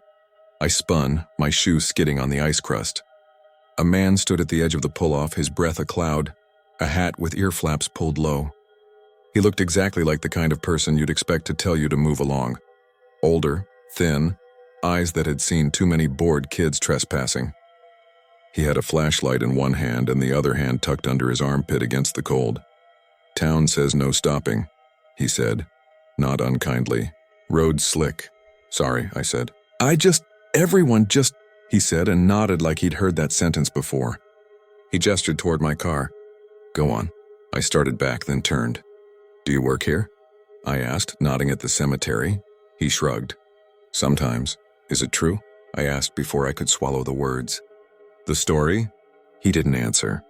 He walked past me, careful steps in the crust, and stood where I'd been standing, his face close to the iron marks. He didn't touch them. He didn't need to. He tipped the flashlight so its edge hit the smooth spots without blinding me, and the light slid over the shapes like water over stone. "What do you think this looks like?" he asked. "Hands," I said. "Whose hands?" I hesitated. "Hers." He didn't smile. He turned off the flashlight. The dark jumped closer. "Come back during the day if you want to look," he said. "Night air's not good for wandering." When I got home, my phone had 3 notifications. One was from Nate, a photo of a cloud of cigarette smoke with "Mary says hi" scrawled as a caption. One was my bank app reminding me I had a payment due. The third was a text from an unknown number. "Thank you." I assumed it was Lily and started to save the contact, but when I clicked the info, it was blank. No name, no previous thread. I answered, "Are you home?" The message hung for a long time, then delivered. No reply. I slept badly. In the morning, the car smelled faintly like the cold air had moved in and unpacked. When I breathed on the inside of the windshield to demist it, faint shapes bloomed in the fog. For a second, they looked like words, but when I wiped them, nothing was there. And I told myself I was being dramatic. That day at work, we had a safety meeting where they make you watch a video from 1998 about lifting with your knees. The heater in the conference room clicked in a steady beat like a second clock. The HR guy kept clearing his throat. Every time he did, my skin went tight because I could hear the man from last night doing the same thing behind me at the gate. I texted Lily that afternoon just to check. "This is the guy who drove you," I wrote. "You okay?" It stayed on delivered. By late evening, it was still that way. I told myself she just didn't want to talk. I told myself I was thinking about it more than she was. Then the snow started again and I got back in the car. It was quieter out. You learn to tell the difference between new snow and old snow by the way your tires sound. New snow whispers. I drove Archer with the radio off. When I approached the cemetery, the world felt like paper. Even the trees were softer around the edges. I didn't stop. I didn't risk it. But as I passed the gate, something flickered in the periphery. It took a second to realize it was my dash cam light. I'd bought a cheap one months back and barely used it because the night footage was garbage. But it had a motion sensor setting I'd never messed with. It had turned itself on. When I got to a gas station, I took the card out and played the most recent file on my phone. The video was what you'd expect. Grainy, blue-tinted, the road in a cardboard rectangle. The timestamp said 01/12/03. The dash cam picked up the car's interior reflection in the glass like a ghost of me hanging over the road. And then as we slid past the cemetery, the interior reflection went brighter for a second. It looked like a small light moved across the inside of the windshield from right to left, as if something outside had shone straight through the glass. It wasn't a streetlight. The road was too dark for that. It was more like someone held a flashlight right in front of the camera and slid it across slow. The light hit my ghost face and washed it out. For a frame or two, everything was white. I replayed it 5 times, slowing it, pausing on the brightest moment. That was when I noticed the faintest lines in the fog of the reflection, like finger trails on a shower door. Not words, not shapes I could name. Just tracks that curved and crossed like someone had traced lazy circles until they faded. I thought about sending the clip to Nate to get a cheap laugh out of him. I thought about sending it to Lily, but I didn't have a Lily to send it to. The unknown number stayed unknown. I saved the video to my phone and told myself I was done. I took a different route home. I kept taking the different route for a week. Then my tips were thin on a Friday, and the app offered a bonus for rides in the Southwest Corridor after midnight. Money is a boring villain. I took Archer again. The roads were clear this time. Even the big intersections felt calm. Near the cemetery, I passed a cop car tucked into a cutout watching for speeders. The sight made me sit up straight out of habit. I checked my speed, exactly 37 and a 35, and looked back at the mirror reflexively. That was when I saw her again. Same white dress, same bare legs, same not hugging herself stance. She stood one light pole farther down than before. If you asked me to swear if it was the same person, I couldn't. If you asked me to say it was different, I couldn't do that either. Every detail I remembered seemed right. Every detail I checked was fuzzy. I didn't stop. I knew what would happen if I did. I knew I couldn't trust the part of me that had reached to unlock the door last time. Like a muscle memory I didn't remember learning. I kept going, hands tight on the wheel, eyes forward. The cop car sat quiet behind me like a story waiting for its turn. At 79th Street, my phone buzzed. New ride, pickup, Willow Springs. Destination Summit. That's basically back along Archer. Good money. I took it. The pickup was a guy in a tan Carhartt jacket and a woman with a braid so tight it made my scalp hurt to look at. They smelled like diesel and long days. They got in without small talk. I took them to a little house near the tracks. On the way back alone, I hit the light where you can cut toward justice or keep going, and for a second I didn't know which to pick.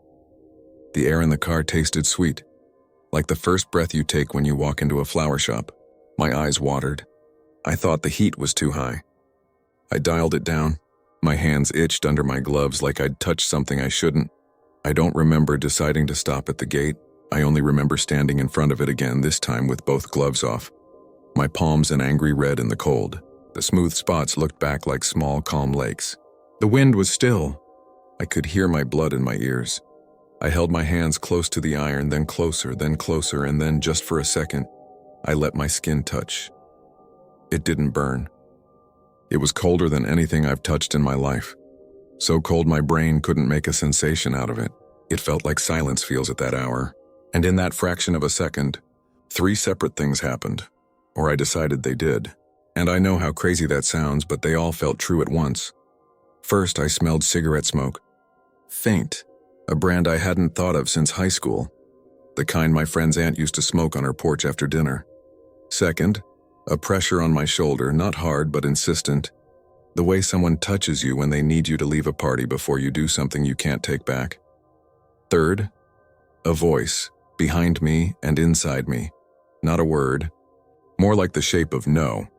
I pulled my hand back and it stuck for a fraction of a second the way a wet tongue does on a popsicle in a dare. There was no sound. My palm was pale where it had kissed the iron, a perfect oval that darkened as the blood came back. I heard the crunch of steps on the crusted snow. I spun and saw the same man with the ear flap hat or his brother from the same mold. Night air's not good for wondering, he said again. You get enough of it, you start answering yourself. I think I heard, I began. He shook his head. Doesn't matter what you think you heard. I wasn't going to, I said. He smiled finally, but it wasn't friendly. Everyone says that too. I went back to my car. My hands throbbed. When I dragged my palm over the steering wheel, I left a faint smear like sweat that wasn't sweat. When I breathed too hard, the windshield fogged, and for a split second, letters formed in it and then vanished. I don't know what they said. I'm not going to guess. Guessing is how you build a story you can't get out of. I stopped driving Archer after that. Meeting someone for coffee? Sorry, can't, road's bad. Heading south? GPS sent me another way. I could still feel the iron kiss in the pad of my hand for days. I kept waking up with the smell of flowers in my throat. Nate made fun of me for a week and then got bored. The unknown number never texted again. 2 things happened months later that pushed me to write this down. The first, I was at a thrift store in Lyons looking for a cheap lamp when I found a stack of old flyers for dance halls and ballrooms. The paper was the kind that smells like attics. One was for a New Year's Eve dance at O. Henry Ballroom, the place that became Willowbrook. The flyer had a sketch of a couple dancing, the girl in a knee-length dress with a flare that looked like the wind held it up. Someone had written a name in pencil in the top corner. I don't know why I checked. I don't know why my stomach dropped when I saw it. It didn't say Mary, it said Lily. I told myself 1,000 times that a lot of girls are named Lily. I told myself the flyer ended up there because everything ends up somewhere. I didn't buy it. I left it in the stack where I found it. I went back the next weekend and it was gone. Maybe someone else bought it. Maybe the store threw them out. The second, I got an email from the rideshare company. We flagged some unusual behavior on your account near Resurrection Cemetery. If this was you, no action is needed. I opened my trip history to see what they meant because I hadn't driven Archer in months. There was a ride listed for a Saturday. I'd been home on my couch watching a stupid cooking show. Pickup near 79th and Archer. Drop-off, Resurrection Cemetery gate. The log showed driver canceled 30 seconds after pickup. The timestamp was 2:22 a.m. I don't believe in patterns the way I used to. I think we see faces in clouds because our brains hate static. I think some stories last because they're good at staying together. I also think about Lily sometimes and the way her scarf soaked with breath when she held it to the windshield. And how the fabric looked just a shade too dark for a second, like it was holding on to something it shouldn't. I still have the dash cam clip. It looks dumber every time I watch it. Grainy light, hints of lines that might be nothing. I keep meaning to delete it. I keep not doing that. I don't drive Archer anymore. If I have to go that way, I'll add 20 minutes to the trip and wrap around on 95th or take the tollway. I tell myself it's because of construction. That might even be true. But sometimes when the wind goes the right way and the temperature drops hard, I'll be outside taking the trash out and I'll see my breath hang wrong. Just a little too slow and my hands will itch, and I'll think about iron that feels like silence. They reopened Willowbrook as an event space for a while after a fire, and then it closed and opened again under different names. Places do that. They keep the bones and change the skin. People do too. If you're reading this thinking you want to go because you think you're the kind of person who can keep lines between stories and sidewalks, I can't stop you. But if you get there and you decide to breathe on the glass, or put your hand on the gate just to feel your heart kick against something that doesn't care, and you think you hear a voice in the part of the cold where there shouldn't be any sound, try not to decide what it said. Don't give it words. Don't be helpful. And if you see a girl in a dress on the shoulder, and she doesn't look like she's cold the way a person is cold, and your thumb moves toward the unlock without you telling it to, and the radio hum rises like a mouth opening, just keep your hands where they are. The road is straight for a reason. Some stories only want you to turn because it's the only way they can come with you. Last thing, a few weeks ago I drove past Archer on the expressway. Through the concrete and winter bare trees, I could see the shape of the cemetery like a darker shadow. I wasn't anywhere near the gate. I wasn't thinking about it. At least I don't think I was. My palm started to throb the way it does when you've been holding a hot cup too long. I looked down and saw a faint oval there, pale, like the memory of a bruise or a sunprint you didn't notice forming. When I got home, I pressed my hand against the bathroom mirror and breathed. And for a second, a circle formed around my palm in the fog, like something on the other side was lining itself up. It faded. Of course it faded. I wiped the glass, turned off the light, and went to make dinner. But later that night, my phone woke me up with a brightness it shouldn't have had. I blinked at it through sleep and saw a notification from unknown with a message previewed on the lock screen. "Are you going downtown?" I swiped it open, already knowing there wouldn't be anything there, and I was right. No message, no number, just the app icon for the rideshare ghosting like it had for a second thought I was on shift. I put the phone face down and listened to the heater tick, and the ice on the window make soft settling sounds, and the house breathing like an old person in a chair. The room smelled like nothing. It smelled like the cold. I closed my eyes and tried not to imagine the road and the gate, and the light sliding across the inside of the windshield like a question waiting for someone to help finish it. There's a way to tell this story that ends with me seeing her face in the rear view, or finding finger marks on the inside of the glass. I don't have that version. I only have the quiet, and the way the winter air holds shapes a little longer than it should. Maybe that's enough. Maybe if you stand there on Archer and stare at the bars long enough, you'll see exactly what you want to see. Or maybe you'll see your own hand in the metal, stretched and wavering, fitting itself into a place you didn't realize was made for you. Mary, Lily, whatever name helps it stay put. Those are just handles for the same door. If you try it and it swings easy, be polite. Back away, the night doesn't owe you answers. The night, if anything, accepts returns. I'm not from Salem, but I moved there for work 3 falls ago because rent on the North Shore was still barely manageable if you had roommates, and you didn't mind living above a bar. I ended up on Howard Street, a short walk from the cemetery people always photograph through the iron fence. If you've ever been there, you know it's not a flashy graveyard. It's low and flat and tired, with slate stones and the kind of grass you only get in old New England plots. Patchy, stubborn, a little sunken in spots like something heavy pressed down on it and the ground never quite forgave it. I'm an EMT, nights and weekends mostly because I was new. My roommates Eli and Maria worked odd hours too.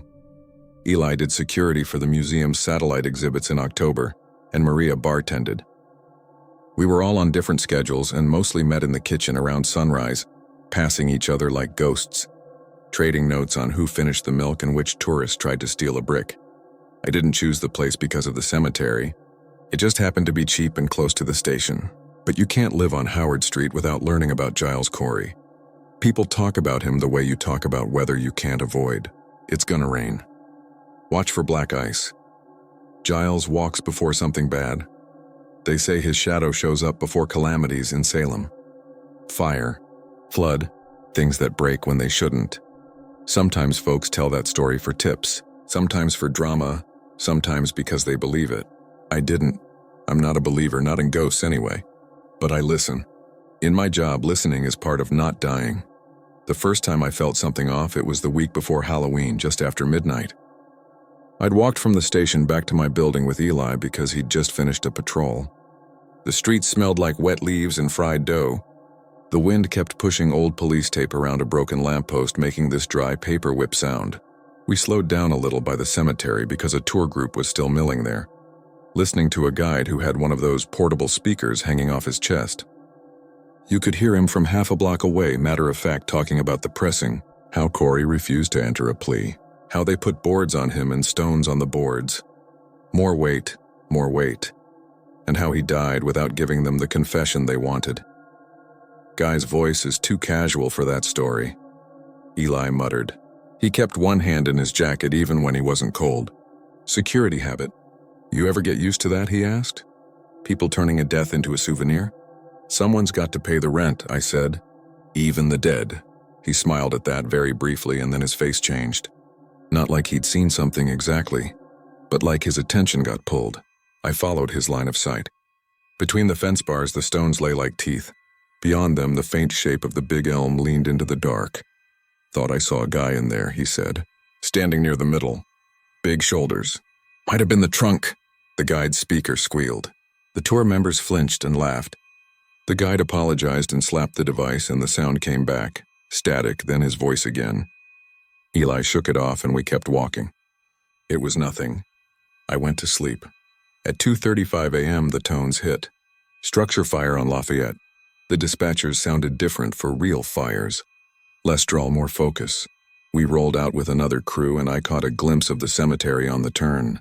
Headlights scraped over the fence and for a second the grass looked like the surface of a pond in wind, rippling in place. The fire wasn't large, but the smoke was ugly and old, like burning rope and varnish.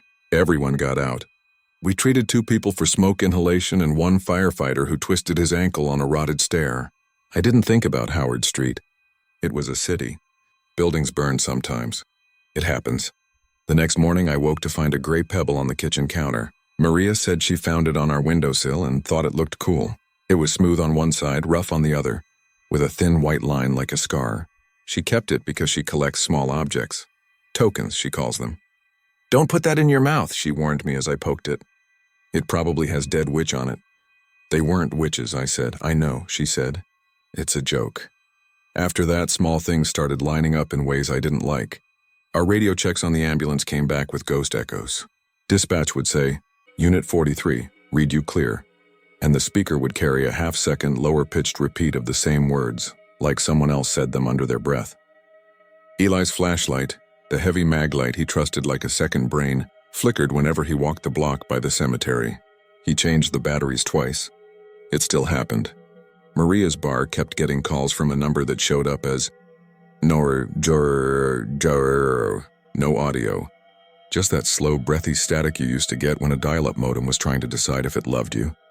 We kept chalking it up to October tourist nonsense and weird season glitches. The city swells that month. Too many phones, too many bodies, too many pop-up businesses. Something's gonna hum wrong. But then I had a call that stuck a piece of ice in me and left it there. This was on a Monday.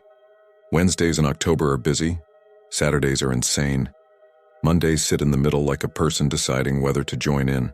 We were posted near downtown when we got sent to a well-being check, which is code for the neighbor called because something feels off and they don't want to be the one to knock. The address was a few blocks over. We parked by the curb and climbed past the plastic skeleton on the stoop. The hallway smelled like plaster and old mop water. The apartment door was cracked open. I announced and pushed. An older man sat on the couch, hands folded, TV on mute. He was breathing and he turned his head when we entered, so that alone made me exhale. The neighbor who called came hovering in the doorway, explaining that he hadn't seen Mr. McGuire. That was the name we later learned in a few days. We ran through the assessment. Vitals were fine, a little high blood pressure, nothing alarming. The place was neat in a way that made it look recently apologetic, if that makes sense. Like someone had tidied it for the first time in months. The only weird thing was a flat river rock on the coffee table and the way Mr. McGuire kept glancing at it. "Do you want to go in?" I asked, "and get checked out at the hospital?" He shook his head. No. I'm fine. I saw him." "Who?" I said. Penn paused. "The man who stands in the cemetery," he said, matter of fact, and a little embarrassed. He looked at me through the fence. I was coming back from Stop and Shop. He stood there and he looked at me. Then he turned and walked across the grass. He didn't sink. I'm trained to nod at any experience like it's real from where they're standing. "When did you see him?" "Yesterday," he said. "And the night before." "Yesterday he had a bag. It looked heavy. He held it like this." He mimed a grip at his side. "I thought he might be some Halloween actor, but he didn't have a face of a showman." "Do you know what I mean?" I did, even if I couldn't explain how. "Did he try to talk to you?" He said, "Not ready." Mr. McGuire looked at the muted TV, the closed captions tripping over a weather alert. "Not ready," and then he was gone. We left him in good shape, with a card and a call if anything changes. We were halfway down the stairs when I heard a soft thump from above, like a bag of sand being set down. My partner and I looked at each other and kept walking. You don't go back for sounds like that if you just decided the person is safe. You let them have their privacy and your paperwork stays clean. That evening, the museum where Eli worked did a small emergency drill with the fire department. He texted me, "Weird vibe by the cemetery, radios cutting in out. Sparrows all over that tree like someone glued them." Then he sent a blurry photo from across the street. It showed the cemetery fence, the stones, a smear of something darker near the elm. "I know it's nothing," he wrote, "but it looks like a guy carrying a sack." I told him to stop sending me Halloween pictures and help me find my wallet when I get home because I'd lost it again. And he told me not to blame the dead. 2 days later, we got storm warnings. A nor'easter was sticking its finger in the map and swirling. The city started moving the crowd barriers and National Grid trucks lined up like yellow beetles. I slept a little after sunrise and got up to gray-green light. The wind kept changing its mind. The sky had that low lid quality, like it could come down if someone kicked the table leg. Maria texted from the bar. "Boss wants us to open if power hold's gonna be a zoo. Bring candles from under the sink if you're nearby." Eli left for his shift early because he wanted to do one more check of the exhibit's basement pumps. I decided to walk to Howard Street first. Not because I had a reason, but because when you live there, the cemetery becomes a kind of barometer. If you ever see the geese leave a pond all at once, that feeling. That's what the cemetery gave me that day. An absence of animals. No crows, no squirrels, nothing. The grass was moving in little waves where the wind grabbed it. The elm's branches made a sound like an old swing. A city worker stood near the corner with a clipboard, hair stuck to her cheek with rain. She was talking to a cop I recognized, Sergeant Doyle, who always sounded like he was trying not to laugh. "They didn't shore the trench right," she said. "They did this cut to replace the water line, but the fill's been settling. It's making a sink near the south wall. Inside or outside?" Doyle asked. "Outside for now," she said. "But if the wall footing gets compromised..." "Great," he said, and then he noticed me. "You on or off today?" "On in 3, I said. "You want me to walk around with you?" "Stay dry while you can," he said. "City owns enough liability." That night the storm came. Power flickered, paused, reconsidered, came back in segments. We rolled for a guy who fell down his basement steps checking his shop vac. We rolled for a car that tried to drive through a flooded intersection and learned that water is stronger than you. We rolled for a woman who called because her ceiling made a sound like a whale taking a breath and she didn't know whether to sit under it or run outside. The radios hissed and cracked and occasionally repeated us like a mockingbird's that same one-beat late echo. Around 1 a.m., the museum called in a water alarm. Eli texted, "Basement's taking it, pumps can't keep up." Then a minute later, "Weird smell like whetstone?" IDK, then nothing. My calls to him stuck in voicemail think space. I told myself he was in a dead spot. He's always in dead spots. It's an old building and we're all in dead spots. At 1:20, the tones hit again. Possible gas leak, Howard Street and Church. Caller reports outdoor smell. Gas leaks in storms are like ghosts in old houses. Every gust makes people think they're hearing or smelling something. We went anyway. We arrived to find 3 people standing under umbrellas looking guilty for being there. One was the city worker from earlier, without the clipboard now, hair plastered darker. One was a man I'd seen a dozen times hauling construction gear, third shift version of a day job. The third was Mr. McGuire in yellow slicker, holding the smooth riverstone like a talisman. "I didn't call about gas," he said before I opened my mouth. "I called because he's in there. He's pacing. He keeps putting his hand on the dirt like he's checking if it's firm enough." I looked where he pointed. The south wall of the cemetery had a low bulge like a belly. The ground in front of it had sunk into a shallow trough that was now filled like a tan soup. The rain made rings on it. Lights from a cruiser washed over the fence. For a second, honestly just a second, it did look like someone was moving between the stones, not walking, shifting, like the air had a weight to it in one place and less in another. Doyle waved us back. "Gas shut off on this block's upstream. National Grid is en route. Keep people away from the wall." The city worker pointed at a spot where the grass had turned darker. "It's undermined there. If that goes, it'll take a section with it." She looked afraid in a very different way than the tourists were. Not ghost afraid. Actual consequences. We started shuffling people away. The construction guy swore softly into his jacket. The wind pulled at umbrellas until they inverted. The rain stung. Somewhere a transformer popped and sizzled green. For a long minute nothing happened, and then something did. It wasn't dramatic. The wall didn't explode. It exhaled. The ground in front of it gave a long sighing slump, like bread collapsing, and the water, which had been pooling, decided it had somewhere to go.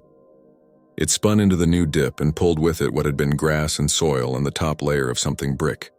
The wall listed 1 inch 2, held then cracked, a diagonal line like a vein breaking through a skin of paint. The crack made a sound like a pencil snapping. We all moved back, even those of us who were supposed to move forward. Training holds until it doesn't. Doyle grabbed my arm hard enough to leave finger bruises and pulled me behind a sawhorse. The construction guy swore louder. The city worker called something into her radio, and the radio answered her in that half-second echo I'd been hearing all week, like it was overwriting itself with a heavier voice. An opening yawned at the base of the wall. It wasn't large, but water loves edges. The trough became a funnel. Mud spun, then cleared, revealing a cold, slick plane of old brick set in a curve like a tunnel mouth that got interrupted and never forgiven. The smell hit then. Whetstone, yes, but also the metal damp of coins. Something like an old cellar that never dried. I breathed through my mouth and yelled at the construction guy to get back, but he was already moving forward. Because you can't convince certain types of people not to fix things. He sent his flashlight beam into the hole. The light showed brickwork, old, even older than old. The kind of old that made you realize time doesn't start or stop where you live. The beam also showed something that scattered the light. Small, smooth, pale ovals, maybe shells, maybe rounded stones, maybe. A leftover board from the trench job skated loose and tipped toward the hole. It wedged across the opening like a badly placed diving board. The water climbed it and went under, like it had been trained. The board flexed. The construction guy grabbed it barehanded. "If this goes, it's taking half my sight," he said through his teeth. "Let it go," the city worker said. "You can fix the site tomorrow." "I can't fix you." Behind us, someone shouted. I turned. Mr. McGuire was halfway along the fence, eyes fixed on the center of the cemetery, that elm rising like a question. He wasn't scared. He looked resolved in a small, private way. "He keeps saying not ready," he told me when I got close. Rain ran into his eyes and he didn't blink. "But I think he means the ground." "Not me. I don't recommend this, but I squeezed between two fence bars. I'm not a big person and adrenaline makes you smaller." My boot sank an inch into the cemetery grass. Water pooled around the edges of the graves like dark tea. The elm's bark looked wet-banded, and the branches shivered in wind that didn't feel strong enough to cause that. I walked carefully, placing each foot on the parts that felt higher. You can tell in old cemeteries where the earth dips. My flashlight made a pale cone on the stones. Names slid in and out. I didn't speak. It felt like I'd be interrupting. In the exact middle, or what felt like the middle, the ground had a different give. It was packed harder, like someone had stood there for a long time. The rain fell harder as I reached it. The sound of water moving through the breach at the wall became more insistent, a throat clearing. I saw a man then. He was not a full figure, and he was not transparent. It was like my eyes agreed there was a shape that air had to move around. Broad shoulders, heavy set. He stood with his weight shifted like he was carrying something. He didn't look at me, and I don't know if he could. He kept his face toward the south wall, toward the hole. "I can't help you," I said, because that's what I tell people when I can't. I don't lie, but I can tell them to move. He didn't speak, but something eased in the set of that not figure. Or maybe I said that because I needed to believe this wasn't just a storm and a bad retaining job, and the way a city finally answers for what it rests on. I turned and made my way back out the way I'd come. The city worker and the construction guy and Doyle watched me push through the bars with a look that said, "Write your own complaint." "The ground's compacted weird in there," I said, breathless. "If that wall goes, the center's going to sink toward it. You need to get people back on this side too, all the way back." "That's what I've been saying," the city worker said, but she said it with relief now that someone else said it too. Doyle started moving the line backward and people obeyed because the sound of the crack was still in their ears and the rain had started to feel personal. National Grid arrived. They shut something upstream and argued with someone on a phone. Fire showed up and put their lights in a slow roll that made the water in the hole look like breathing. The construction guy finally let go of the board and it slid into the gap with graceful resignation. The funnel widened. The brick curve inside revealed more of itself, a smooth old throat where water was welcome. In the noise of it, my radio spat my name. It didn't sound like our dispatcher. It sounded like my father when we fought, flat, heavy, disappointed. "Unit 43, you copy." Then our actual dispatcher's voice over it startled. "Who?" "43, confirm location," I answered. And this time the radio carried my voice one beat twice like a kid making fun of me. I checked my partner's face and saw my own expression on it. No one had time to untangle it. We didn't belong to the radios right then. We belonged to the wall and the rain and what would happen next. What happened next was quiet and slow. The wall didn't fall, it leaned. The hole expanded gently. The water made a deeper path under the bricks and then a lower sound. The topsoil inside the cemetery went from taut to slack to slumping, not in one piece but in long size. The way someone sits down on a bed they've been standing next to for too long. The elm lifted one of its roots like a hand and then put it down again very carefully. The center of the cemetery, the spot I'd stood on, sank an inch, then two. I watched the shape of the man turn his head, not toward me but toward the movement, and step forward. The ground didn't take him. He moved like you'd move over ice, well, he stopped above where the earth gave a little more, and then he turned his face to the wall again and waited. "More weight," Maria had said once without humor, while we watched a tour pass by our window. Imagine that being the last thing you ever say. The ground gave again. The funnel pulled. The city worker grabbed my sleeve, not to pull me but to anchor herself. She said, "If the tunnel runs under church, we'll have to reroute water and it will take months." She said it with the calm voice of someone counting spoons after a burglary. I stared at the gap. The brickwork had a mark on it, a groove worn by water and something else long before tonight. The groove looked like fingers had been there, or the ends of boards or the edge of a sack dragged over and over. The water found it like it knew it by heart. It started to rain harder and then it didn't. The drops softened. The air had that lighter quality storms sometimes get before they decide if they're done. The funnel smoothed out. The hole stopped widening. The wall held its tilted line and stayed. People let out breaths they'd been holding so long they had no air left in them to give. It wasn't over. The city worker called someone important and said words like interim shoring and historic district and we need a big favor. Fire put tape in a taller line. The construction guy coughed and apologized to no one for almost doing something stupid. Doyle's radio stopped echoing. My radio breathed against my chest like a live thing falling asleep. We stood there until we were just people in rain, not actors in an old story.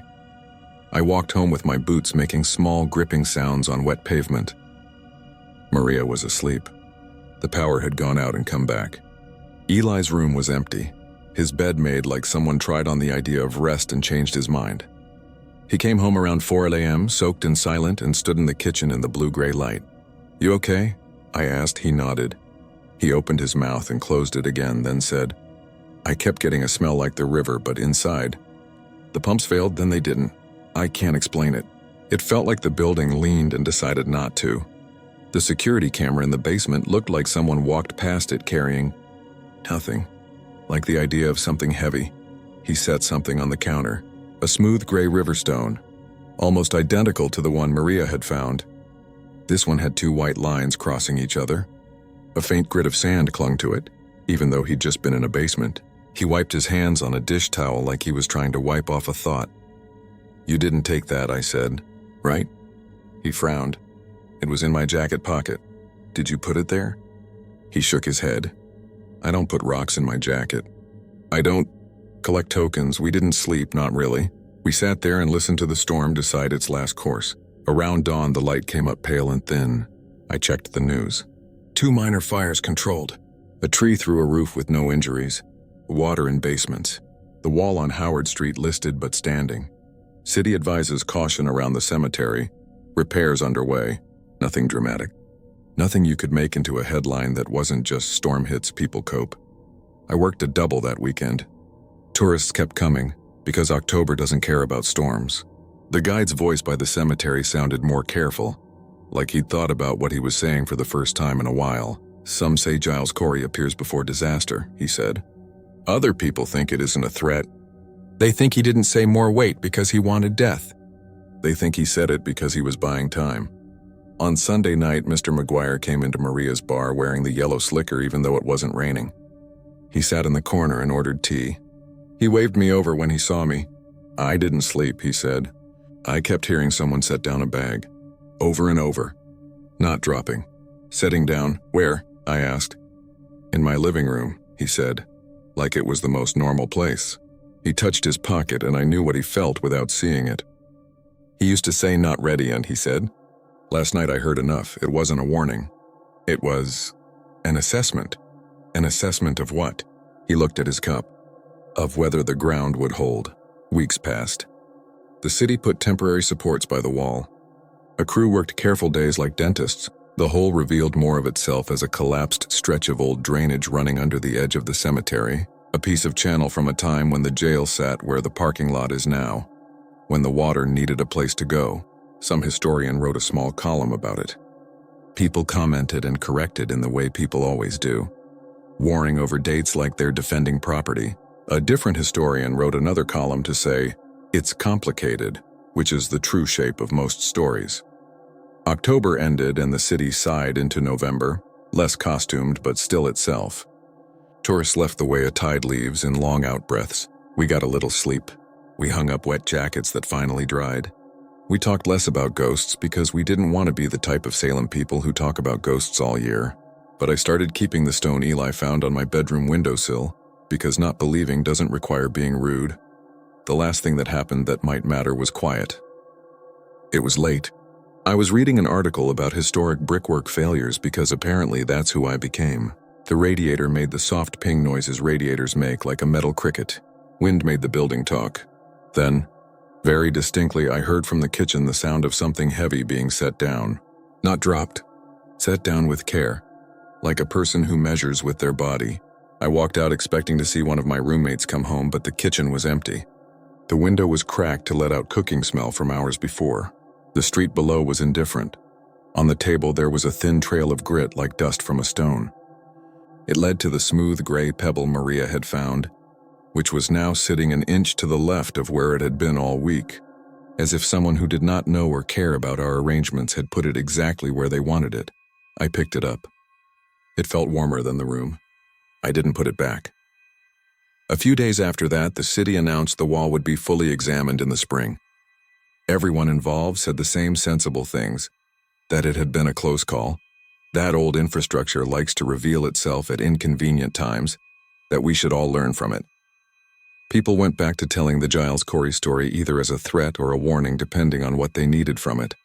This is the part where you might want me to decide what I think. I still don't believe in ghosts. I have to make decisions about which pains are real in seconds in the rain, when the radio makes your name sound like a stranger's voice. I don't have space for belief.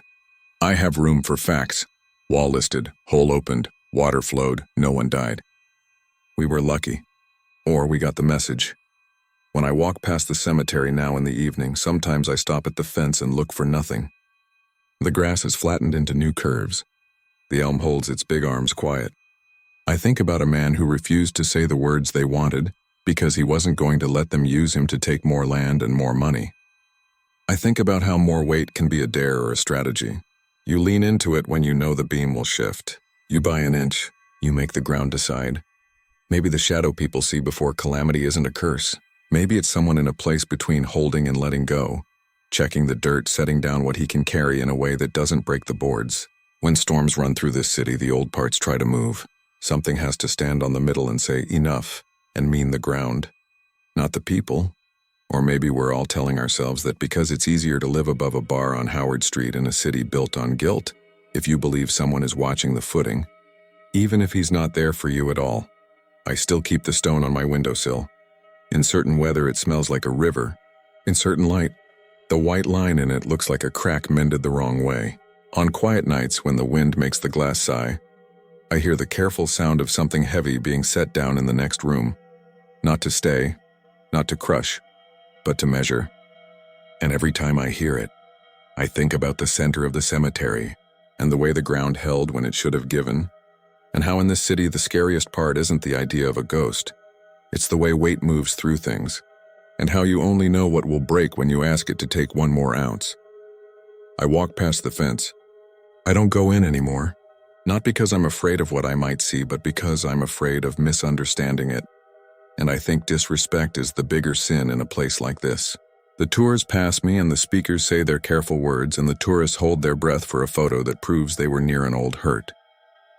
The grass ripples the same way it did that first night, and the elm leans into wind it learned long before me. And somewhere in the stones, a man with wide shoulders, who might not be there at all, puts his hand on the earth like he's checking if it's firm enough, and waits.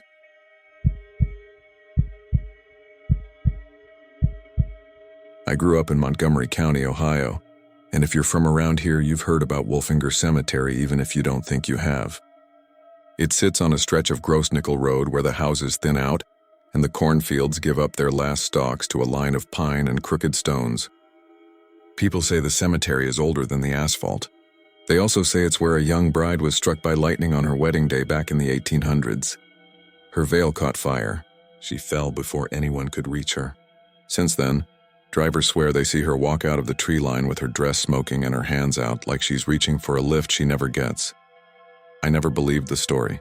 I'm not trying to be that guy, but I worked night shifts stocking at the Meijer off Shiloh Springs for 2 years, driving past old farmhouses and those little family cemeteries that look like someone forgot to put them away after the Civil War. I thought Wolfinger was just one more of those local legends people, recycled to scare freshmen and tourists. I could have kept on thinking that if it wasn't for last fall, when my car started shutting itself off near the gates, when a veil I didn't own showed up in my back seat, and when I realized you can get an answer to the question you're not brave enough to ask just by rolling down your window at the wrong time. I want to put this somewhere that won't get lost behind some paywall. And I don't want clout. I just want this thing out of me. Maybe you'll read it and think I'm lying. Maybe you'll think I'm dramatizing. Fair. If you're local, you can check the weather reports for the night I'm writing about. Thursday, October 12th. Clear skies. I remember because we all checked and the forecast was boring. No lightning, no storms, not even a drizzle. It started with a text from Tasha around 5 in the evening.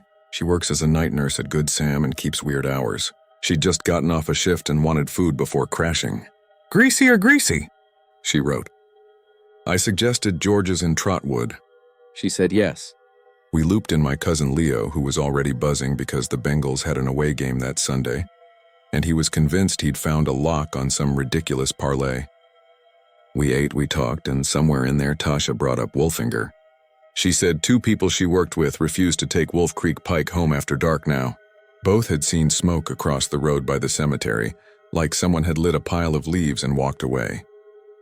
When they slowed down to see, a tall figure stepped out into the headlights with its head tilted, like it had to think about where to look. "I'm telling you, it's everywhere this week," Tasha said, picking at a fry. 2 Facebook groups I'm in, 3 separate posts. Dashcam clips of empty road and then whoosh like fog, except it rises and smells like a socket. Leo laughed, but it was a soft laugh. He has a laugh that sounds like he wants you to laugh with him, so he's not laughing alone. "So you guys want to go?" he said. "Do the drive-by? I don't spook easy, but this would be my first ghost bride." "I need to be home by 10:30, Tasha said. "I have to be back in at 6. I didn't have a reason to say no. I didn't have a reason to say yes either, except I'd been feeling stuck for months. New job I hated, a relationship that had fizzled out. The kind of stretched-out anxiety that makes you keep every light on in the house and then check them again. I thought a drive sounded harmless, something we'd tease each other about later. I'll own that. I made the call. Fine, 20 minutes. We just drive past and head back. We took my car. It's a 2011 Civic with a dent in the front fender from the time a deer changed its mind at an intersection. The 3 of us squeezed in, the way you do in a car you trust because it's gotten you home more times than it hasn't. We cut across Salem Avenue, past the shuttered strip malls and the one pawn shop that never closes, and turned down Gross Nickel. From the first turn, it felt colder. I know, that's what people always say. But the temperature on my dashboard went from 59 to 55 in 3 minutes, and I thought maybe the road was lower, or the air pooled there, like it does in the hollows beyond Englewood. The cornfields were head-high walls, black as if someone had drained them of color. We didn't talk. Tasha fiddled with my radio, but all the stations were fuzz and distant country. She shut it off. "Right here," Leo said, leaning forward between the front seats. He's the one who'd pulled it up on his phone. A picture of the cemetery sign, Wolfinger in a white oval, iron posts on either side, stones leaning at random angles like someone had blown on them. The sign is right after that bend.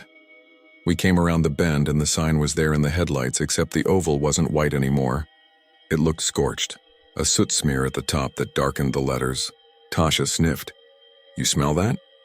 She rolled down her window before I could answer. It hit me then.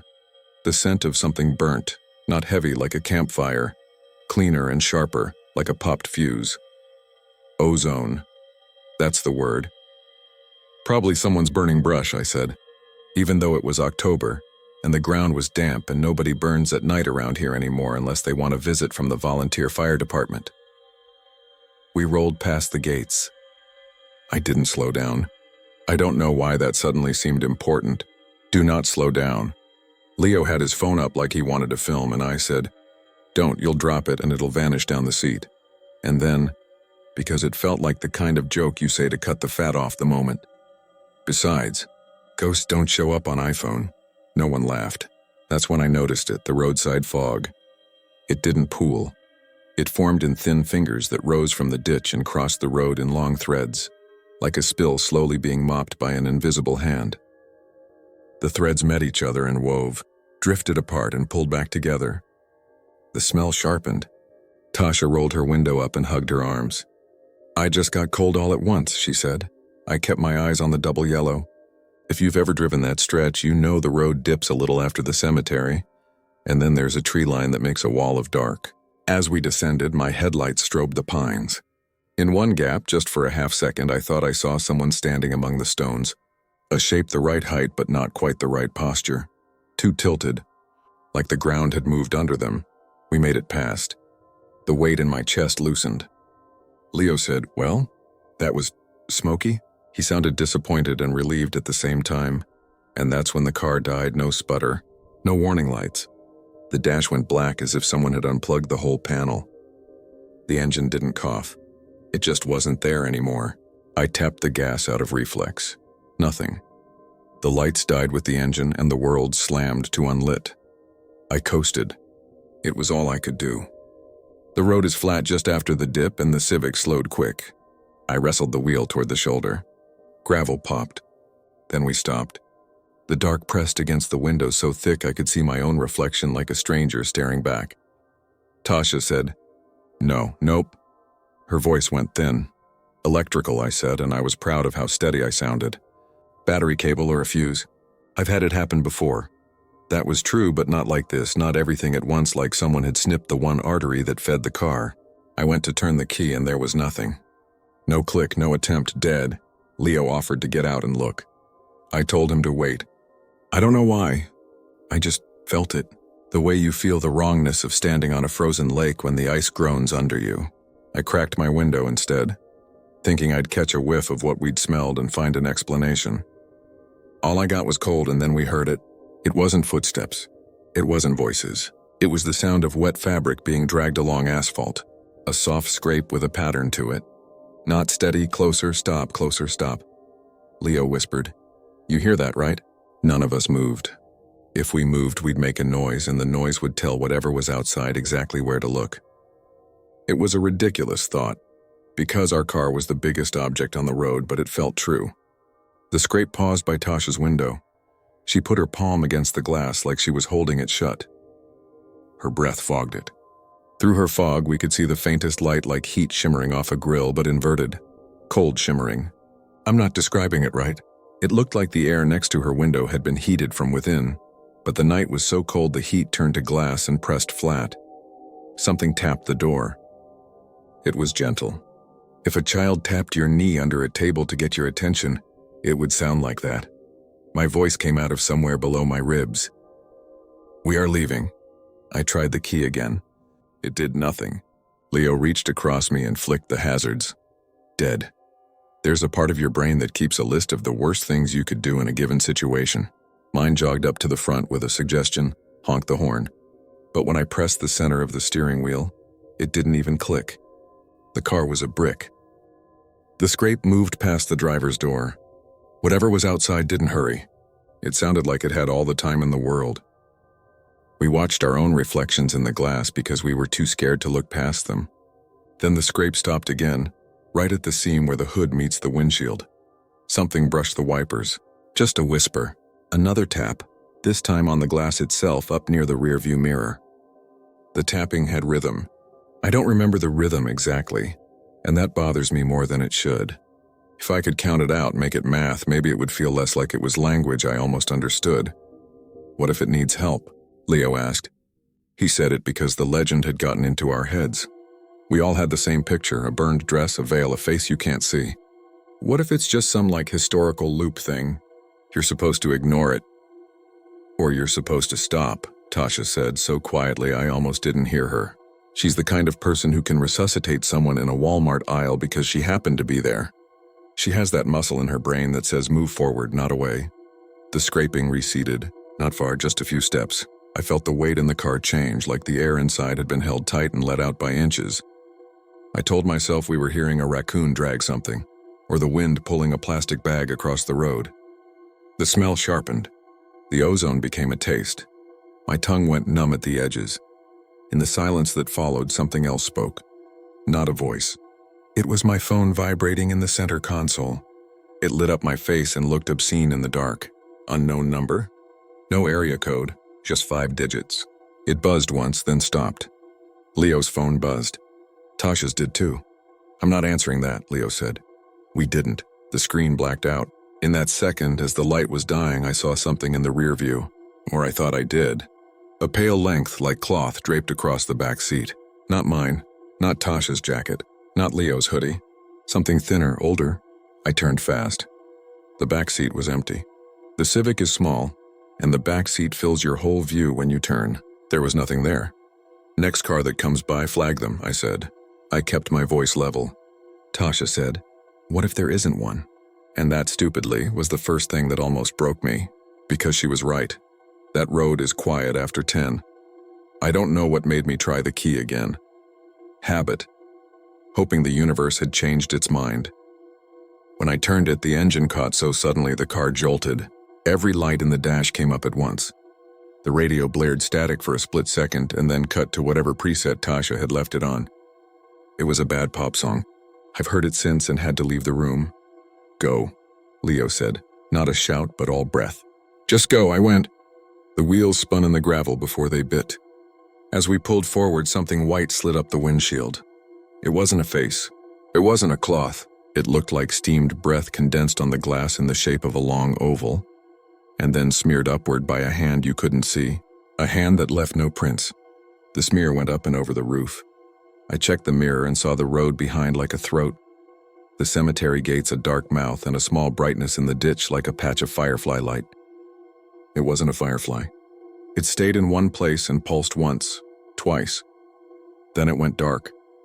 We didn't speak until we reached the first lit intersection. I turned left toward town. My hands had been stuck in a death grip on the wheel so long my knuckles ached. At the first red light, I reached for my water bottle and almost laughed at the way the cap shook in my hand. Leo finally said, well, like he was about to make a joke. He didn't. I think we should go somewhere with other people, Tasha said. I don't want to go straight home. We landed at the speedway. It was bright and warm and smelled like coffee that had been on the burner too long. We stood by the slushy machines, not buying anything. Strangers moving around us. Normal life happening like we hadn't just been handed a piece of something that didn't fit inside it. Let's just do the basic sanity checks, I said, because if I had tasks I could breathe, car hood, smell, any marks, phones, we went back out. Under the bright lights, the hood looked normal. No scorch marks, just the same dust pattern. But when I put my palm flat on the metal, the center was cold, colder than the air, like the hood had a pocket of winter in it. My palm came away dry. Tasha checked the passenger door. It's clean, she said. No prints in the dust, no streaks. The windshield had a smear we could only see when we breathed on it, and the fog from our lungs collected in uneven patches. It looked like someone had wiped it in 2 long swipes. Phones, Leo said like it was a nasty word. We compared call logs. Each of us had the same missed call. No number, just 5 dashes, no voicemail. When I tried to tap it, the log app froze and then crashed. I opened it again. The call was gone. Okay, I said. We go home. We did. I dropped Leo first, then Tasha. Nobody wanted a hug. We were all too brittle. When I got home, I went straight to the shower. The water warmed me, but it took a while for me to stop shivering. There's a specific shiver you get when fear has been in you for longer than a minute. It's not dramatic. It's small and mean and doesn't care that you're safe now. I went to bed. I left the bathroom light on. I'm not proud of that. It's what I did. Around 3 in the morning, I woke up with the sense that someone had said my name. In that drifting place between sleep and wakefulness, we agree to weird things quickly. I sat up. My room was the lukewarm orange color of a nightlight. A sound came from the hallway. A soft drag. I thought it was the HVAC. I told myself so out loud. I lay back down and pulled the covers up. The drag came again, closer. My mouth filled with the taste of a penny. The smell wasn't in the room, but the taste was. I stared at the ceiling and listened to nothing else. The drag stopped. Then something tapped gently at the foot of my bed. You would think I yelled. I didn't. I froze the way a hand freezes when it reaches for a burner and feels the heat above it. I slid my feet under the covers until my toes hit the mattress bar. The tapping was patient. 3 taps, a pause, 2, 3, 2. It wasn't the rhythm from the car. It was different. Through the cotton of the sheet, I felt the faintest bit of cool air move, like someone walking past you in a store aisle. I whispered no. Not to it, but to the part of me that was about to look. I looked anyway. There was nothing at the foot of the bed. The blanket lay smooth. The room was the room, but in the corner near my closet door, a thin strip of white hung in the air like someone had cut a piece out of fog with scissors and moved it inside. It hovered for a moment and then fell. When it hit the floor, it didn't make a sound. I didn't move until the first light came through the blinds. When I finally stood up, the strip was still there. It was fabric. I thought I'd recognize it now, but I didn't. It wasn't old the way movie costumes look old. It was new somehow, clean and stiff, but not any fabric I owned. Thin like a veil. The edges were singed just enough to curl. But when I touched them, my fingers didn't come away with soot. My fingertips tingled the way they do when they fall asleep. I did the stupid things first. I checked my doors, locked. Windows latched. No footprints in the dust by the back door. I checked my closets, empty. Then I picked up the strip. It was longer than my arm from wrist to elbow and lighter than it looked. I held it up to the light and thought I could see something written in the threads, not ink, not dye, but the way some words are woven into the weave. If I tilted it one way, faint letters. If I tilted it another, nothing. I couldn't read it. I called Tasha at 7. She answered on the first ring. She said she hadn't slept. She'd heard dragging too, and her cat, old, indifferent animal, had stared at a corner for 30 minutes and wouldn't cross the doorway. I have to go in at 9, she said. I'm thinking I'm going to take Wolf Creek anyway, just to see. I know that's stupid. Don't, I said, more force than I meant. Please don't. I won't, she said, and I heard in her voice that she wanted to, not because she was reckless, but because nurses like neat edges. If there's a thing you want to name it, chart it, stick it under a heading that lets you put it away. This wasn't that kind of thing. I called Leo next. He said he'd slept fine. He laughed, and this time it didn't have the softness. He said he'd chalked it up to weird fog and old battery. I told him about the veil strip. He said, man, that's just from somebody's curtain. And I wanted to reach through the phone and shake him, because there's a difference. And if he came to my house and touched it, he'd feel it curl against his fingers like static, and his nails would ache like they'd been chewed. I didn't go to work. I drove back to the speedway and then to the cemetery in daylight. I parked across from the gates and sat for a long time with the engine off. It was warmer with the sun up, but when I rolled down the window, the air on that side of the road felt like it had been stored in a basement. The sign's blackened top looked too clean to be soot. It looked like heat had kissed it once and left a mark it couldn't wipe off. There were other cars that day. People do walk here. Teenagers taking pictures for something. A couple walking a dog, an older man in a flannel jacket who stood by one of the older stones and took off his hat. Nobody looked at me. I didn't get out. I didn't want to step onto the grass and find out that my foot wouldn't lift. I considered throwing the veil piece out the window. I pictured it catching the breeze, rising in the sun like someone's dollar caught by updraft, and then sinking to the ground by a grave that didn't have my name on it. I didn't. I put it in my glove compartment, shut it, and drove away. Over the next week, it got stranger in small ways that are hard to make sound like anything but coincidences. My kitchen light flickered only when I walked under it. The smoke detector chirped at exactly 11:21 p.m. for 3 nights and then stopped. A smells like static gunpowder scent would lift out of nowhere when I opened my front door, as if someone had been standing on the porch a second before and stepped back. My phone would vibrate once with no notification, and then show 12:07 on the lock screen. Even if it was the middle of the afternoon, we didn't go back together. But I had to drive past the cemetery twice to get to Leo's, to pick up Tasha at a dentist appointment when her ride fell through. Each time I told myself I'd take a different route, and each time the GPS rerouted me back because of traffic. The second time, early evening, I passed a small memorial at the ditch.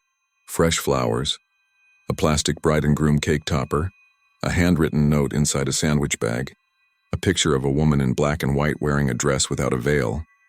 People leave these things for reasons I can't decide are sweet or cruel. Make a ghost an altar and you might just be feeding it. 2 Sundays after the first night, Leo sent us a video. He'd gone back on his own. He didn't say that, but I knew from the angle and the commentary.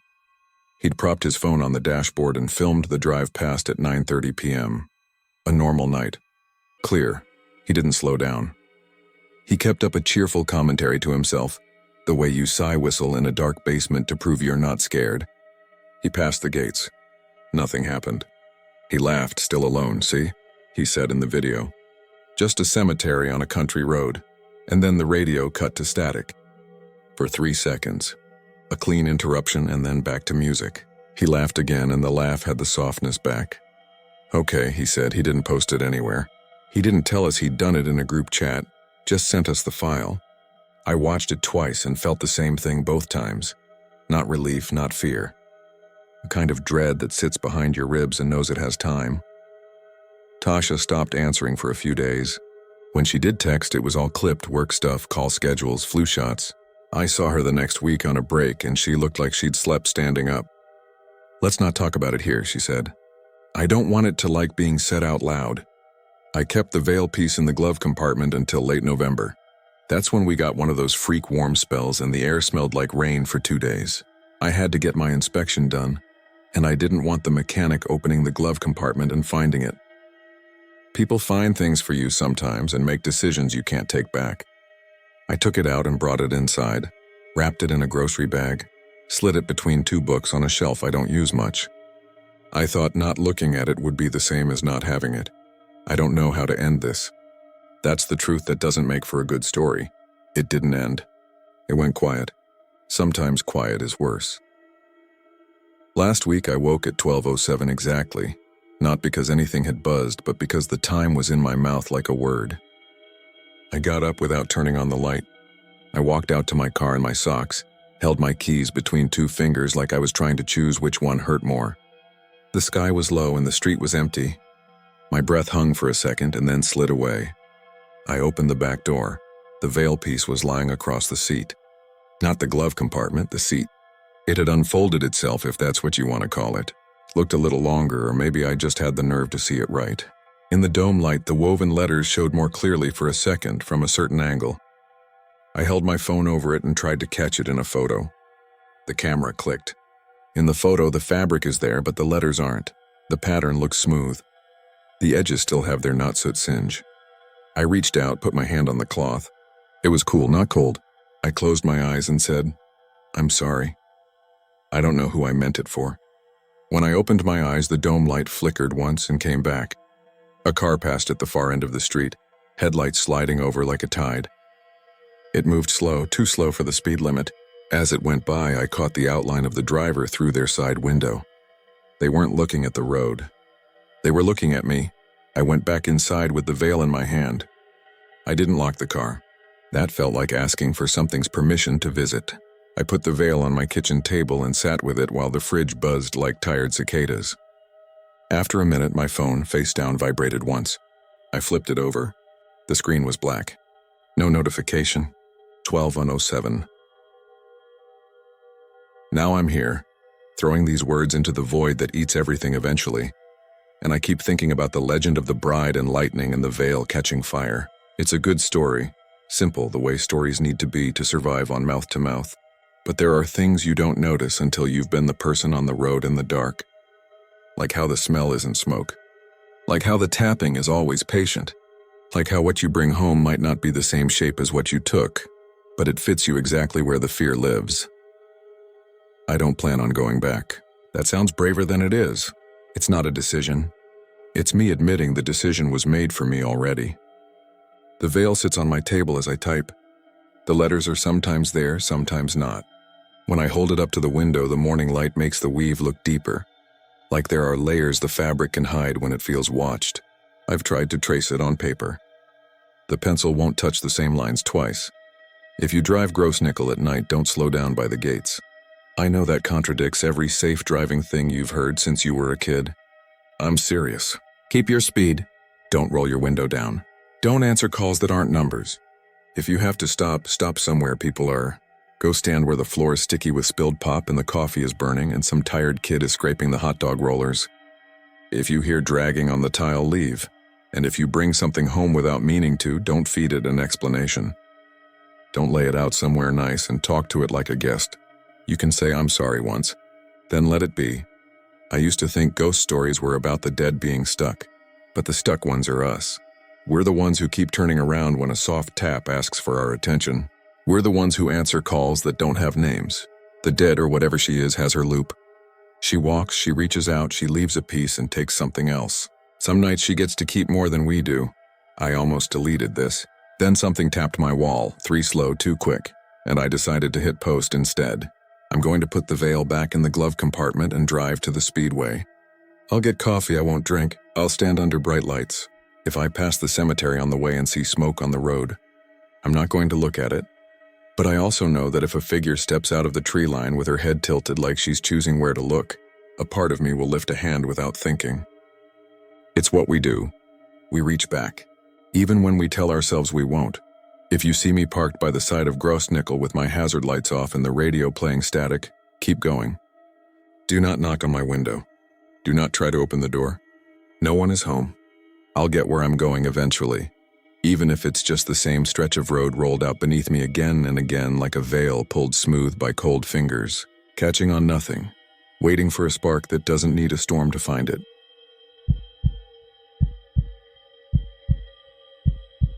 I'm not from New Orleans. I moved there last year for a contract job and told myself I'd be gone by summer. I fell in love with the food first, then with how the air is always carrying some kind of song. Church bells, brass, cicadas, somebody's old radio. But what really hooked me weirdly were the cemeteries. Those raised tombs outnumbering the living houses in certain blocks. The way sidewalks just gave up like the ground itself didn't want to be exact. I used to walk by St. Louis Cemetery No. 1 on my lunch break and peek through the fencing. It never felt empty even when it was closed. It felt like a crowd pretending to be still. This happened in late May, right before hurricane season, when the heat started laying on your shoulders like a wet towel. My roommate Maya worked the front desk at a small boutique hotel on Rampart, the kind of place that put bowls of sugar packets at the bar and called it continental breakfast. She liked to collect stories from the older guests who came back year after year. She'd sit behind the counter, elbows on an old ledger, and ask, "What brings you back this time?" People didn't need much encouragement. They'd talk about music, family recipes, and yes, ghosts. That's how my name got passed along to a cemetery caretaker named Mr. Baptiste. "He says you've got a good face," Maya told me one night, twirling spaghetti with a plastic fork, like someone who listens. He wants someone who'll sit and record him, not interrupt with dumb questions. He says the young guides never listen, they only collect. I do audio on the side. It's mostly podcast scraps for friends, cleaning up tracks, editing dead air. The thought of sitting with an old caretaker in the shade of mausoleums while cicadas screamed in the trees sounded perfect. And maybe it would kick me into doing something with all the voice memos I've been hoarding since I arrived. We arranged to meet during visiting hours so it wouldn't be weird. The cemetery is off Basin Street, a few blocks from my apartment if you cut through the park. When I walked in that first day, the stone heat felt like a wall. The tombs stand shoulder to shoulder, cracked and bulging in places where families added names over the years. There's a map, but it's basically a suggestion. Mr. Baptiste was by the gatehouse wearing a tan shirt with his name stitched on it, like a mechanic. He had a bright red pocket square that didn't match anything. "You the recorder man?" he asked. His voice was raspy in a friendly way. I told him I was just there to listen. He smiled and led me past a tour group huddled around a bronze plaque with a guide who sounded like he was calling a baseball game. We wound through the aisles. He pointed with 2 fingers when he talked, like he didn't want to gesture too rudely at any one name. He showed me Marie Laveau's tomb, the real one and the fake one. People had left little gifts, marbles, beads, cheap cigars, a bundle of hair tied with red thread. On the plastered side of the tomb there were chalk marks, the famous triple X's. Some looked old and gray. Some were fresh and thick, like the hand pressed hard with the chalk to make sure the mark stuck. "They don't do it right," he said. "Everybody wants but nobody bargains." She was a businesswoman. Business still stand. He walked me to a bench under a stubby magnolia and told me to sit. I pulled out my little recorder and asked if I could press it on the bench between us. He nodded. "Start with your name," I said. He looked out toward the tombs like he was reading off a script written on the walls. "Baptiste L. Aubin. I've been working here since '82. Back then you could climb where you wanted, leave what you wanted. Folks stole too, don't let nobody lie. Took angels off the corners, do you believe the stories?" I asked, trying not to sound corny. "I believe in cause and effect," he said. "That good enough?" We recorded for an hour. He told me about floods and repaintings and why some tombs bulged in summer heat. He told me about a lady who got locked in once after closing because she thought the rules didn't apply to her. He didn't get suspenseful or whisper. He just talked. It was great tape. He wouldn't let me walk out the way we came in. He led me on a longer route, stopping to touch certain corners with his palm. "For luck," he said, but he didn't smile when he said it. As we were nearing the gate, he paused by a smaller family tomb. Its plaster bubbled like bread dough and adjusted a glass of water someone had left at the base of it. "You know about the X's," he said. "Don't go marking what you can't pay." "I'm not the type," I said, and meant it. He gave me his number written on a receipt and told me to bring fresh batteries next time because the dead eat batteries like pralines. The second time I came, Maya asked to tag along. She likes to be around people telling stories, and I didn't want to be rude by bringing someone to a quiet place, but she promised to keep her voice down. We met on a Wednesday when the sky was white hot and a brass band's rehearsal carried from a block over. We spotted a tour guide named Chris, the cousin of a bartender Maya knows, steering his group like a kindergarten teacher shepherding kids on a field trip. He threw us a nod. "Stay hydrated," he mouthed. He had that tour guide humor where everything feels like something he said 3,000 times. Mr. Baptiste didn't seem thrilled to see Maya, but he set up 3 folding chairs in the shade like he had already decided to forgive it. He didn't want to sit by the bench that day. "Better air over here," he said, which wasn't true. The smell of hot stone and flowers was thick. Maybe he didn't want to be near the Laveau tomb because it had attracted a knot of people with chalk and markers and selfie sticks. A girl in a sundress was bending to draw a really careful set of X's. You could tell by the way she leaned in that she was making a wish. The recording that day was less about maintenance and more about manners, as he called them. "You come to ask, you leave something that cost you," he said. "Not money, time, work, a promise you can keep. You don't knock on folks' doors and then run away." He said people often scrawl the X's and tap the tomb 3 times because they saw it on YouTube, and then they go straight to Bourbon Street and forget it. He said forgetting was the dangerous part. We were packing up when he asked, without looking at us, if we had ever been in there at night. We shook our heads. "Good," he said. "Respect the schedule. But people sneak in, right?" Maya asked. "They try," he said. "Some find what they want. Some find more." The third time, Chris, the tour guide, invited us to a night tour for staff and friends. It wasn't exactly legal, but Chris said he had checked with a friend who checked with someone else, and it's fine. Maya was excited like it was a secret show. She kept saying, "We'll see the real thing, not just the brochure version." I texted Mr. Baptiste to ask if it was okay. He responded with one word, "No." I should have left it at that. But curiosity plus the need to keep good audio rolling pushed me into rationalizing. Maybe he just meant not okay for tourists, or maybe he was old-fashioned about rules. I told myself we'd be careful. The night we went, the air tasted like pennies. It had rained at dusk and everything steamed. Chris met us by the side gate with a flashlight he kept flicking on and off to save the batteries. He was more nervous than he wanted to show. There were 8 of us, me, Maya, Chris, another guide, 2 off-duty hotel workers, a line cook, and a quiet woman in scrubs who said nothing except "I left a coin once" when we introduced ourselves. Inside, it didn't feel like the daytime place. The city noise flattened. Even the mosquitoes were less bold.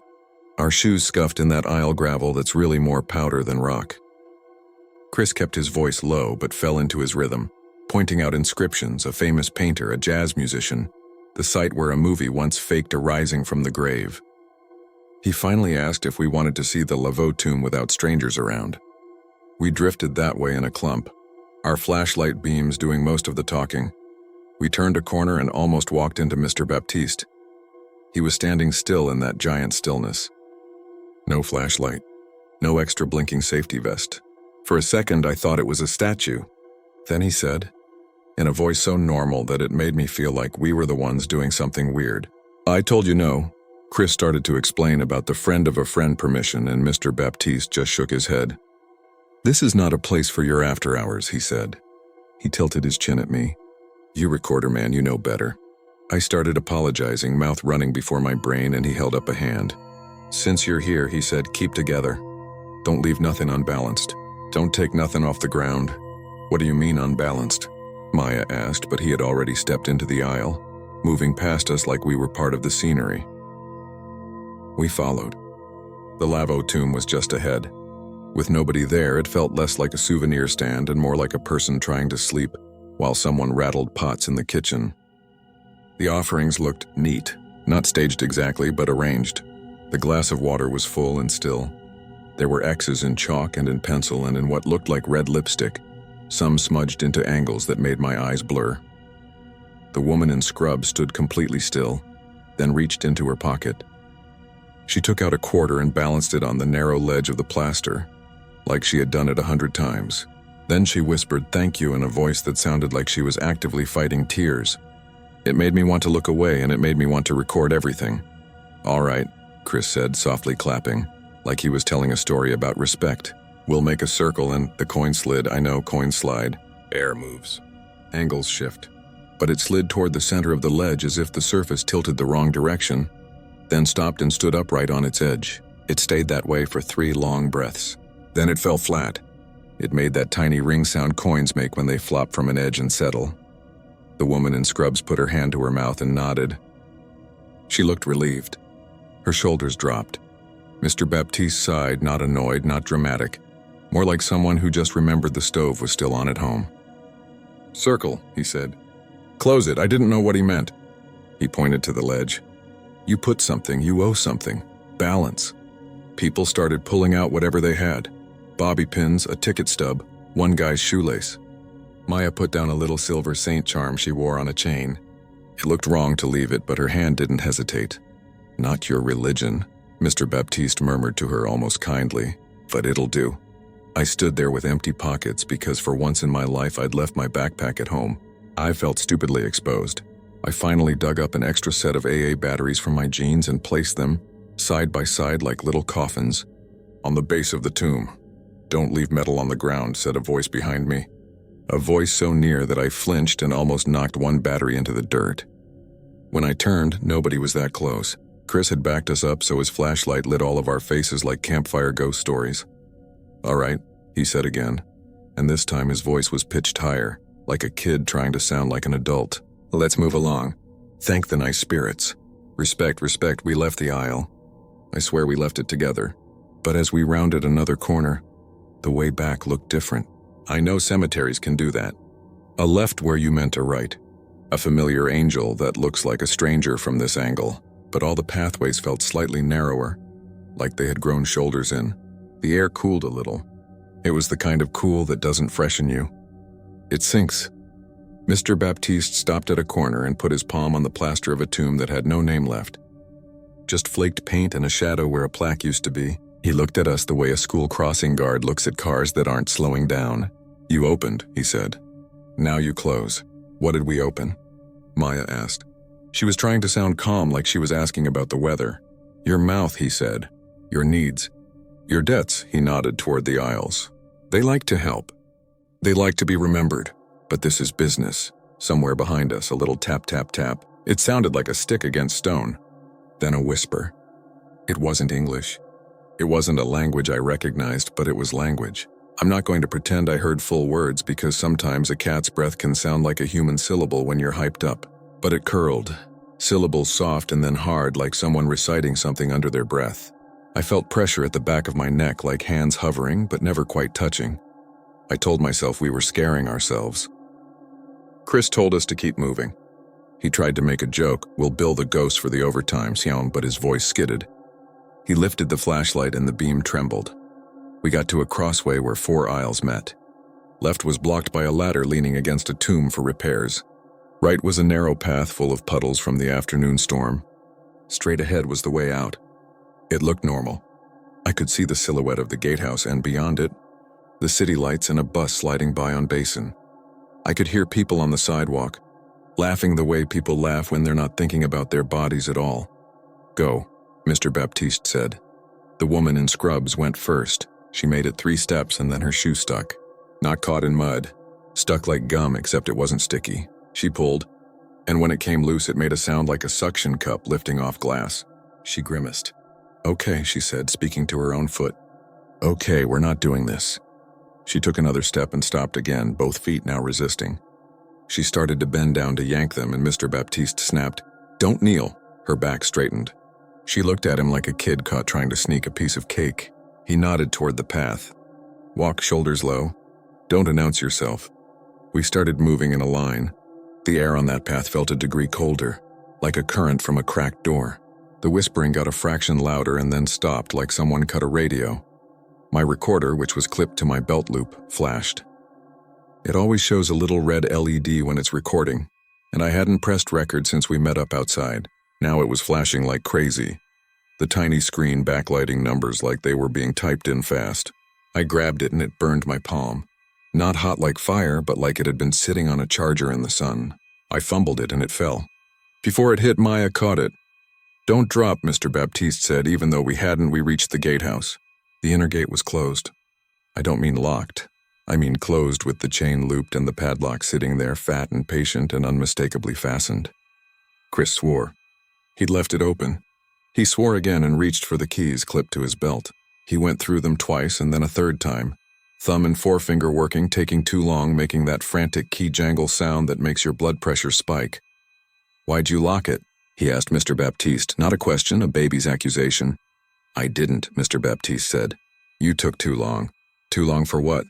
Maya asked. "Business hours," he said. He turned to me, and in the flashlight I could see his eyes weren't amused, but they also weren't afraid. "Do you have something to say?" I had a dumb thought. "Sorry. That's what you say when you get caught somewhere after closing. Sorry."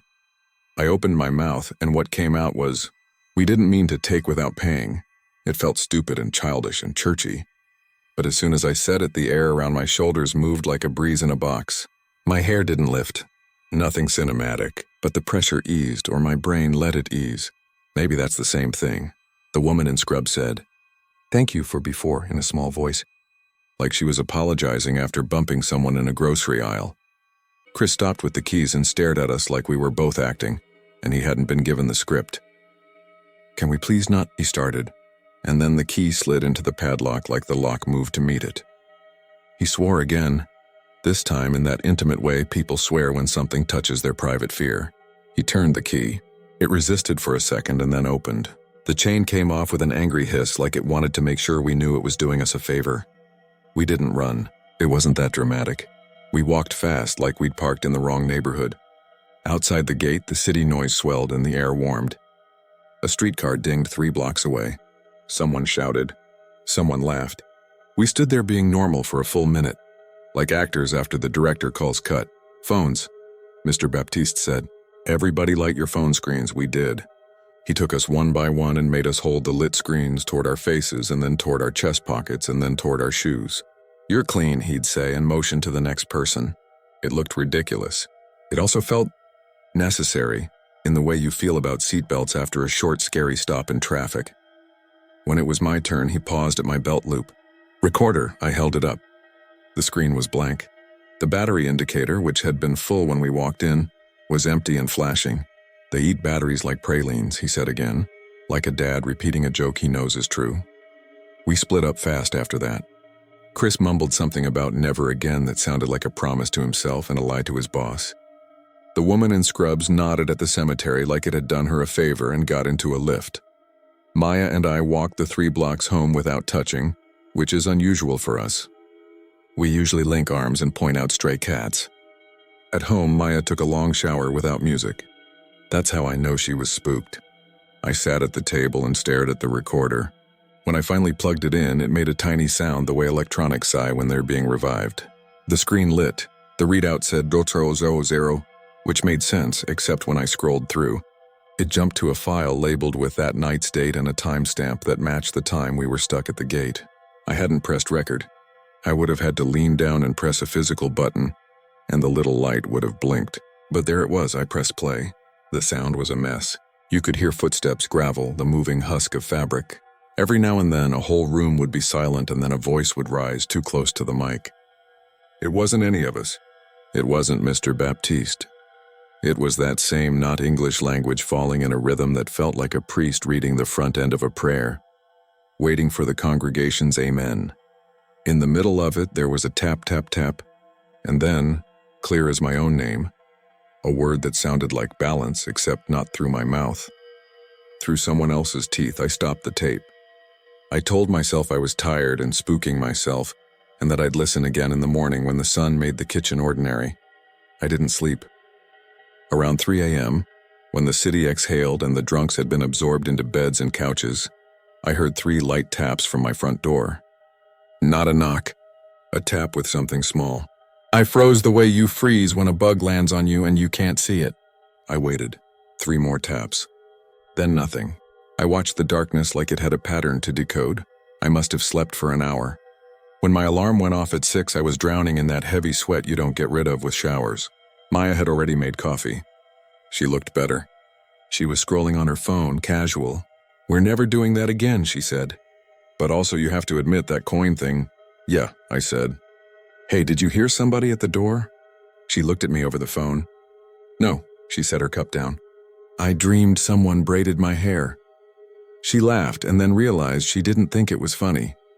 "My hair was braided when I woke up," she added like she needed to offer proof. I walked to the front door. I didn't expect anything.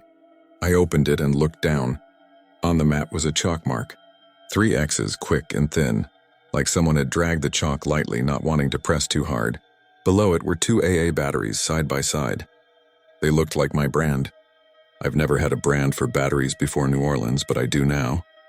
The ends had a little smear on them, gray-white, like someone had touched them with dusty fingers. I woke up in a body that knew not to pick them up. I used a paper towel and moved them to the table. I told Maya. She stared at them and said, "Who?" "Someone with a key?" I offered. We both knew that didn't make sense. I texted Mr. Baptiste. I didn't know how to begin, so I sent a picture of the batteries. He answered after 20 minutes. "You took and gave." They took and gave. Don't leave that open. I asked what that meant. He sent, "Balance isn't balanced until it is." That was all. We returned to the cemetery that afternoon like idiots who never learn. We went during regular hours. The lady at the gate took our entrance fee and told us the rules like she was telling a fairy tale she didn't quite believe. No touching, no chalk, no unsupervised wandering. She pointed to a sign that had an actual icon of a stick figure drawing an X with a line through it. "No markings," she said. "If you want to ask, ask in your head." Mr. Baptiste was by the magnolia with a broom. He didn't look surprised to see us, but he didn't look happy either. We told him about the taps, the chalk, the batteries on the mat. He nodded once. "Don't come at night," he said. "Don't go making circles you can't close." That's all? Did we attract something? Maya asked. She was fiddling with her bracelet like someone trying to look casual while fastening a life vest. "Everything here is attracted," he said. "Y'all like magnets too. That's why you moved here. Some folks get called." He raised an eyebrow at me. "Recorder man, you got a good face. That mean you got a good door. Learn how to close it," I asked how. "Say thank you, pay your debt, keep your bargains," he said. "Don't announce you want what you want to every name you don't know. And stop letting your friend take you to night school." He nodded vaguely in Chris's direction, even though Chris wasn't there. "Is there something we should do about the X's on our mat?" I asked. He shrugged in a slow old man way. "Sweep your own porch," he said. "And don't sweep at night." That night I did not sweep. I waited until morning and swept the chalk toward the street, even though every bone in me wanted to sweep it toward the door so it felt contained. I put the 2 batteries in a Ziploc bag and stuck them in the freezer because my grandmother used to freeze batteries. and I didn't know what else to do with something that had touched what it touched. I listened to the recording again. I tried to clean it up on my software. I ran denoise, I ran EQ. I pulled out a band where the whispering sat. Boosted certain frequencies you'd use if you were trying to hear someone in the next room. The language didn't become English. It did become clearer. There were moments where the voice paused and another thinner voice answered, like a call and response. I sent a clip to a friend who taught linguistics, asked if they could place it. They wrote back, "I can guess at French Creole, but it's very degraded audio." It didn't sound degraded. It sounded like it didn't want to be translated.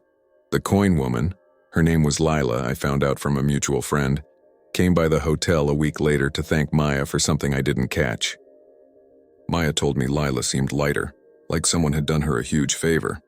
She looked like she'd had a good night's sleep for the first time in months, Maya said. She slipped me a 20. I told her no and she insisted. She said balance. I haven't been back at night. I haven't been tempted because I felt the exact outline of how the ground under your feet can change shape. But sometimes walking home I hear the tap, tap, tap.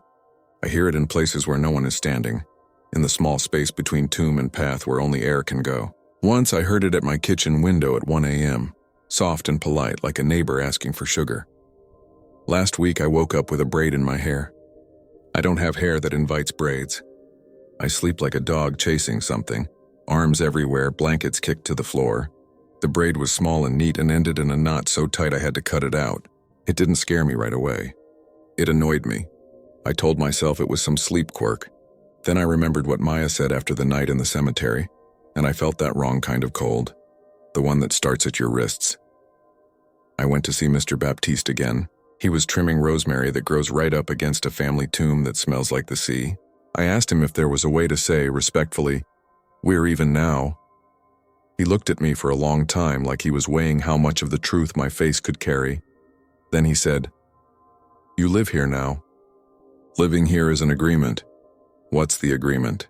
I asked. "That when you ask, you pay. That when you pay, you don't forget. That you don't make fun. That you don't make a show. That you don't make a hole in yourself and then pretend you can't hear what it lets in." He looked down at my hands. I'd been fiddling with the saint charm Maya had left because she got a new one and told me to keep the old. He reached out and took it. For a moment I thought he was going to give it back to the Laveau tomb. Instead, he pressed it into the cracked mortar of a nameless vault beside the rosemary. Just for a second. Like you press a stamp pad. Then he handed it back. "Now it knows where it is," he said. "Now it knows you know. If this were a neat story, that would be the end." The braid would stop. The batteries would stay where I left them. The tapping would be just the old pipes, which in that building is a solid possibility. But it's not neat. 2 nights ago, another 3 taps at the door woke me up. It wasn't threatening. It was patient. I sat on the floor and leaned against the wood and realized I knew I wasn't going to open it. I also knew I wasn't going to move. I sat there and said thank you out loud, and then I paid under my breath in case whispering is a language the dead prefer. I fell asleep like that somehow. When I woke up, my back hurt, the way a back hurts when you're 35 and slept like a college kid. On the mat outside, someone had left a tiny twist of red thread. Not scary, not special. Something you'd find at the bottom of a drawer. The thread was tied in 3 knots. Underneath it, the chalk X's had been brushed into something like a sideways hourglass. I swept it in the morning. I went to work. I edited a boring podcast episode where a man talked about ergonomic chairs like he was saving lives. On my lunch break, I walked by the cemetery and watched tourists press their faces to the fence and lift their phones above it to get that 1 extra inch of view, that 1 extra layer of story to take home. The earth is always spitting up stories here. Maybe that's what keeps it green. There are a lot of places in New Orleans that feel like a stage. St. Louis Cemetery No. 1 is not one of them. It doesn't want your performance. It wants you to stand in the aisle with your shoulders down and ask for exactly what you mean, and then go home and pay. It wants your memory more than your money. I don't think any of that is supernatural. I think it's ugly and human and ongoing. People made deals when they were alive, and people make deals for them after. Maybe the ground here remembers better than most. I still record things. I haven't listened to that night's file again. It's there on my desktop with a name so ordinary it blends in. Cemetery3mixdown.wav. Sometimes the icon shifts a pixel when my cursor gets near it, like it dodges me. That's obviously my eyes, my jittery trackpad static in the fabric of the day. I know that. But 3 days ago, I was walking past the gate and I saw Chris with a new group. He caught my eye and gave me a look like, "We're fine, we're professionals." He winked because that's how he survives the repetition of saying the same lines every day. I started to lift my hand back, friendly habit. That's when he dropped his keys. They hit the pavement and didn't bounce. They just landed flat like a coin selecting its answer. He didn't even notice. I kept walking. When I turned the corner, I felt something very light touch my shoulder, lighter than a moth, heavier than air, and move off, as if it was in a hurry to be somewhere else. I didn't turn around. I said out loud, "Thank you," because I have learned how to close a door with words. The taps still come sometimes. Always 3. Always polite. Always right when I've let my life tilt back into wanting too much. I sweep my porch in the morning. I keep chalk out of the house. I buy batteries in packs of 8. I tell people who visit to follow the rules, even if the rules sound like manners more than laws. And when I walk by the Laveau tomb during the day and see the X's messy and bright and completely unbalanced, I think about the hourglass and the thread, and the coin that stood on its edge for exactly 3 breaths. I think about business hours, and I keep my shoulder low and I don't announce myself and I try not to forget. Because I live here now. Because New Orleans is a city where the doors aren't all for the living. Because some debts get paid quickly, and some debts prefer to collect themselves softly with patient fingers, right when you start to think you've moved on.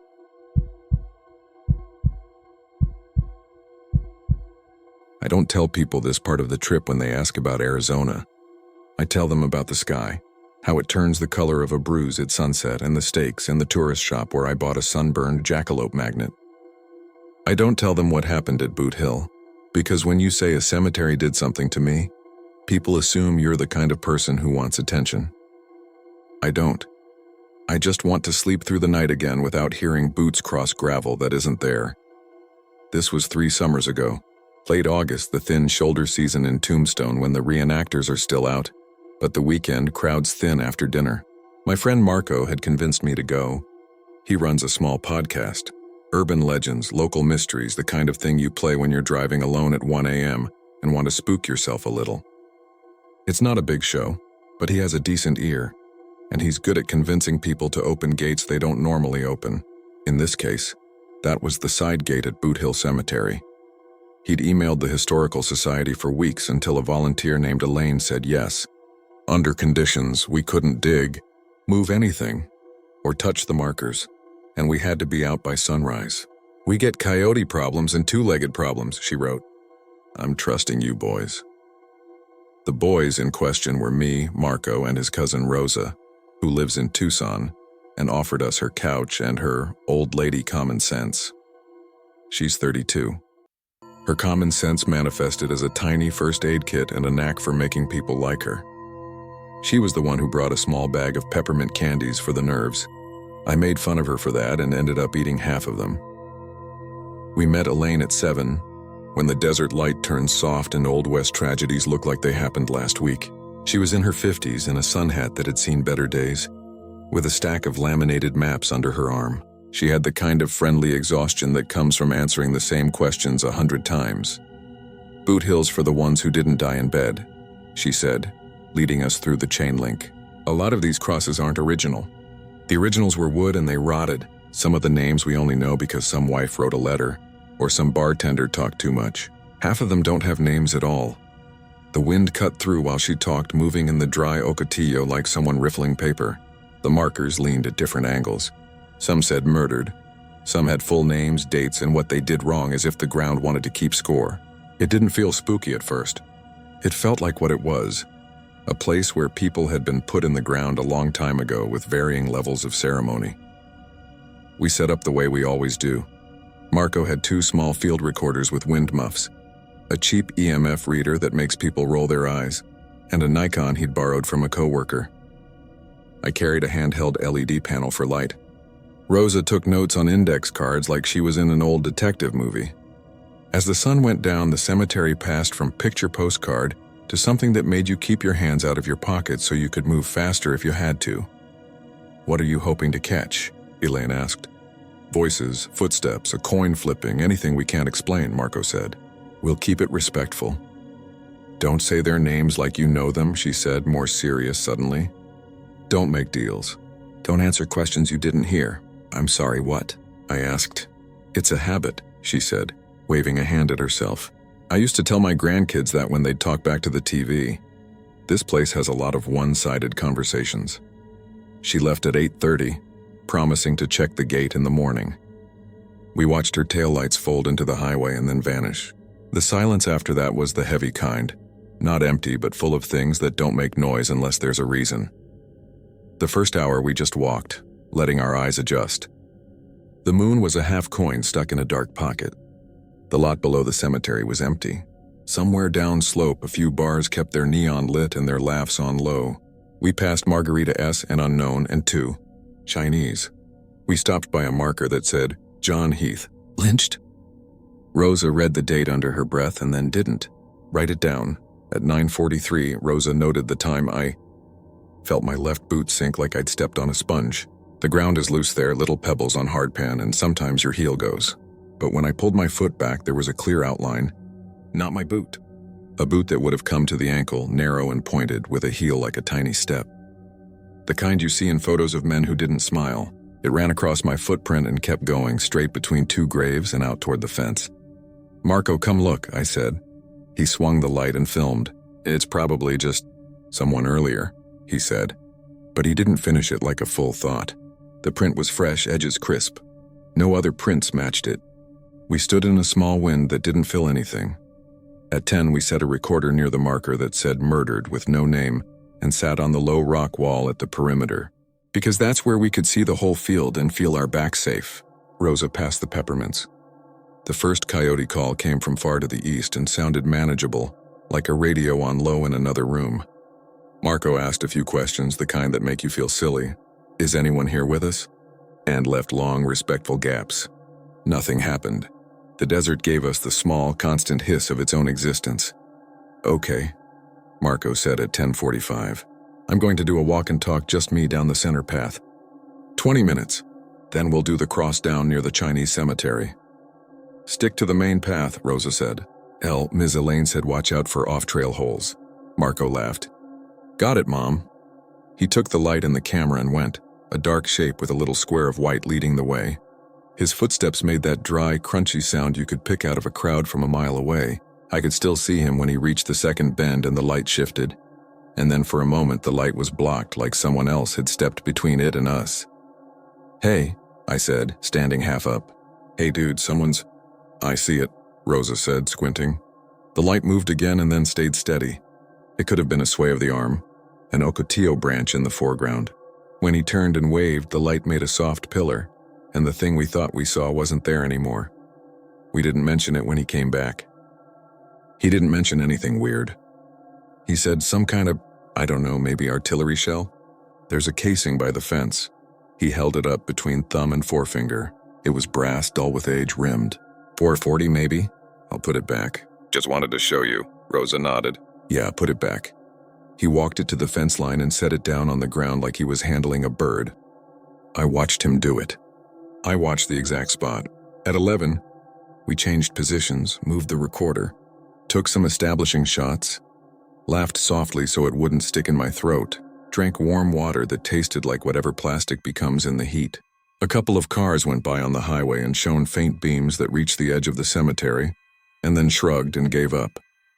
The air temperature dropped the way desert air does suddenly, the kind of chill that feels personal. At midnight, we called it the witching hour and rolled our eyes about it. People liked the word witching. We liked being the kind of people who said, let's not be dramatic, but kept the lights a little higher anyway. That was when Rosa asked if I could hear music.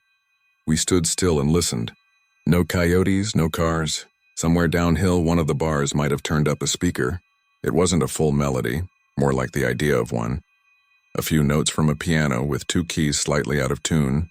Paused, tried again. Maybe a radio in the parking lot of one of the motels. Maybe I was just hearing nothing and making it a shape. But when I said that, Rosa said no. It's there, and then, it's not this decade. Marco, who prides himself on being skeptical until the edit, said, it's probably some tour bus with a Bluetooth speaker. We're primed, right? Then, because he's never been able to resist doing the thing that scares him a little, he said, "Let's do the cross, the place where those men are supposed to walk." The cross is a path that splits in two and then rejoins, making a rough cross with the main path. The markers around it are the ones that make the teenage kids elbow each other. Billy Clanton, Frank McClory, names you've seen on television.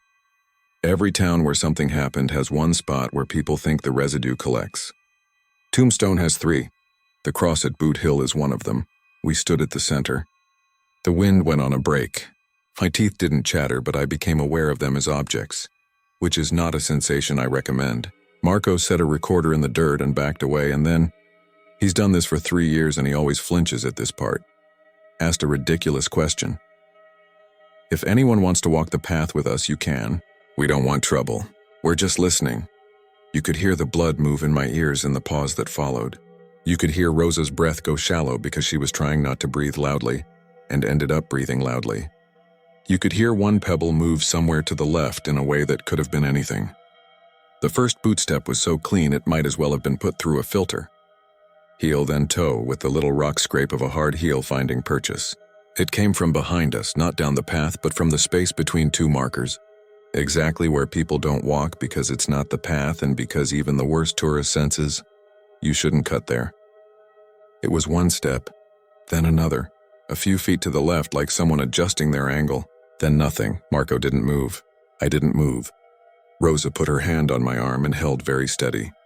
"Do not answer questions you didn't hear," she said under her breath like a spell, like a line she realized had been useful and didn't know why. We stood there with our heads full of old films, of men turning their bodies so their right hands hang a certain way. "Okay," Marco said after a full minute, his voice pitched a little higher like he was trying to sound nice to a neighbor. "We're going to walk down the path now. Feel free to. Stay where you are." And we did it. We walked without looking left. The light made a smeared yellow cone in front of us. I wanted to look so badly that my eyes watered from not doing it. We reached the end of the cross and nothing else happened. No gunshots, no shadows. When we turned around and swept the light, the only thing in the beam was the recorder blinking a soft red like a small heartbeat. We picked it up. The screen said it had caught 22 minutes. "Let's take 5, Marco said, which in Marco meant smoke a cigarette he's quit twice this year. He went to the rock wall again and I went with him, because if you're going to smoke in a cemetery at night, you shouldn't do it alone. Rosa stayed by the cross, writing something down by headlamp. The parking lot below was a silent black rectangle. "You saw where I put the casing," Marco said suddenly, as if continuing a conversation mid-sentence, "by the fence under that little crooked mesquite." "Yeah," I said. "You put it by the beer can ring pole." He blew smoke away from me. "It's on the recorder." "What?" "The casing. It's on the recorder. I felt something in my pocket a minute ago. I thought it was the gum. When I reached down just now to pick up the recorder at the cross, the casing slid out of my jacket pocket and landed on top of it, like it had already been balanced there. I didn't have an answer for that sounded like a grown-up who doesn't tell ghost stories. "Maybe it never left your pocket," I said. "I watched myself set it down," he said. We both looked at the fence line where he'd set it down and saw exactly what you would expect to see. Dirt, scattered rocks, one lizard making itself 2-dimensional on a stone to keep heat. No casing. We called Rosa over and put the casing in the light. It was a little shorter than my index finger, tarnished black around the mouth. There was a dimple in the primer that looked like the lightest touch of a hammer. It didn't look new. It looked dug up. "What do we do?" Rosa asked. "Put it back," Marco said, and his voice was apologetic, like he was sorry he'd taken a cookie. He walked it to the fence line again and placed it under the mesquite. He kept his hand there for an extra second, flat like he was trying to feel a pulse. Then he stood. We gave it 20 minutes. We walked back to the cross. The casing lay on its side in the middle of the path. There were no prints leading to it. There were no prints leading away. I don't mean none we could see in the light. I mean none at all. Even our own were softened, more like suggestions. "Okay," Rosa said, speaking to the air, to the ground, to whatever category she needed to file this in. "We are not playing fetch. We are not doing any deals. We're sorry for disturbing you. We're going to leave that alone now." We didn't touch it again. We recorded the rest of the night around it, like circling a sleeping dog with its leash tucked under its chin. Around 1:30, A man's laugh came from somewhere behind us. Not creepy laughter, not a horror movie cackle. It was a tired laugh, like someone got told a joke they didn't quite understand and decided to be polite. It was close. "Hello?" I said, immediately breaking my resolve to be quiet. "Hello?" "Don't answer questions you didn't hear," Rosa whispered. "It wasn't a question," I said. "Like we were having a domestic argument in a cemetery." "It was an invitation," she said, and her voice had that same borrowed rhythm of Elaine's earlier, like she was quoting a rule she'd been asked to follow as a child. We stood very still and listened. The laugh didn't come again. In the camera mic, there's a faint static then that my brain wants to turn into breath. At 2-something, Rosa's notebook later said 2:12, we all heard the click. Imagine taking an empty revolver and easing the hammer back half a notch, not far enough to fire. A careful test to see if the thing is awake. That sound, it came from our left at about knee height. Marco put his hands up reflexively like "not me," which made me laugh despite myself. It sounded like the world correcting a tiny misalignment. I looked down and saw the casing again. Not in the path now, but on the recorder itself, which sat on a flat rock. It had been placed perfectly centered on the little red light, as if someone who didn't understand what a light was wanted to stop it from seeing. "Okay," Marco said, and his voice had lost its careful radio timbre and was just Marco now. "We're going to pack up. We did what people always say you shouldn't do. We hurried. We tried not to look hurried, but we hurried. We weren't running. Not because we were brave, but because you can't run in that light without breaking your neck. We zipped the recorders, wrapped the cords, swept the beam blindly as if the beam could pick out the kind of thing our eyes didn't know how to register. When we turned to leave, my shadow stretched long across a cluster of markers, and then another shadow moved across it at an angle that didn't match any of our bodies. We stopped again, because we were idiots. The other shadow wasn't a shadow.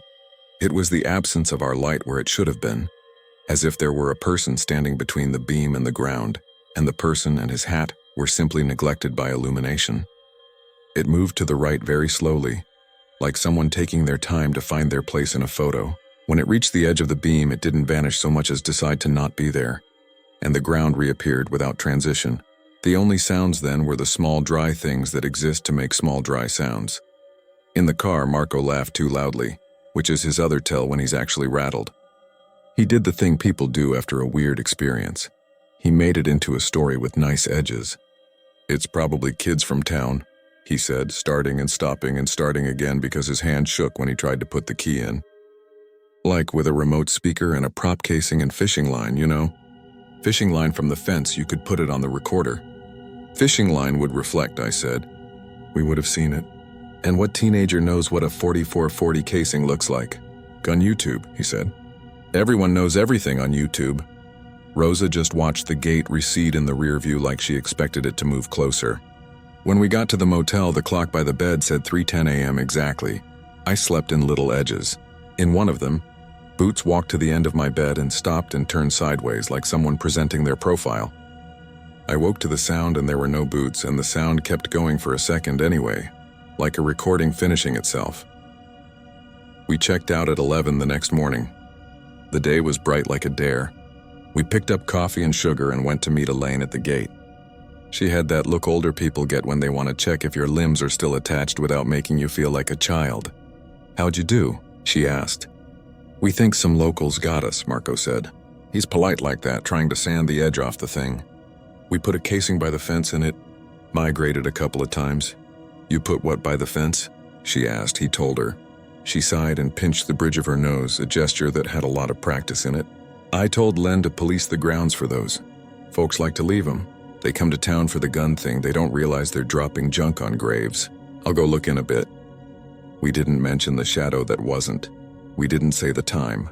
I didn't say I kept feeling like my shoes were on the wrong feet and then checking and finding them fine. We said thank you and we left.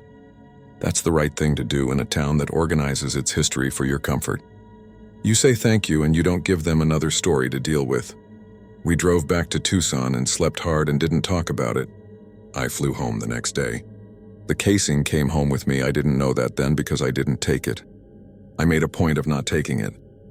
But when I unpacked in my apartment, there it was in the pocket of the jacket I'd worn. I stood in my city kitchen with a piece of Arizona in my hand and didn't know where to put my eyes. I texted Marco a photo and said, "You messing with me?" He wrote back, "Dude, no. I checked my bag for it this morning because I thought maybe I did something dumb in the dark. It wasn't there. I drove it to a park and threw it in a trash can by the dog waste station because my brain decided that's what you do to neutralize a thing. Mix it with daily trash, diapers, dog bags, anonymous and boring. That night I woke up to the clink of metal on wood and found it on my kitchen table. Exactly in the center of a ring it had left in a faint circle of dust like it had sat there for years, and I moved in. That's the joke I tell when I don't want to tell the real part. I didn't move. I picked it up and put it on the bookshelf behind some paperbacks and did my best to forget it. A week later, Marco sent me our Boot Hill audio. He'd cut it together into a rough. "Tell me if you hear the piano," his email said. "I'm not putting that in the episode if it's just crosstalk." I put on headphones. The Boot Hill track begins with gravel and wind and our voices acting like no one can hear them. You hear the first hour and the nothing in it, and then, under a question of Marco's about whether anyone would like to talk, you hear 3 quiet notes that don't match our century. You hear my breathing hitch the way it hitches when I lie. At 12:38, a man laughs politely from nowhere. At 2:12, something clicks. At 3:10 a.m., exactly. When we'd already left, the recorder we left on the rock for ambient captures voices. Not words exactly, like voices in the next room. But if you slow it down and pick at the noise the way Marco can, you get fragments that make the hair on the back of your neck go cautious. You get stand, you get take your time.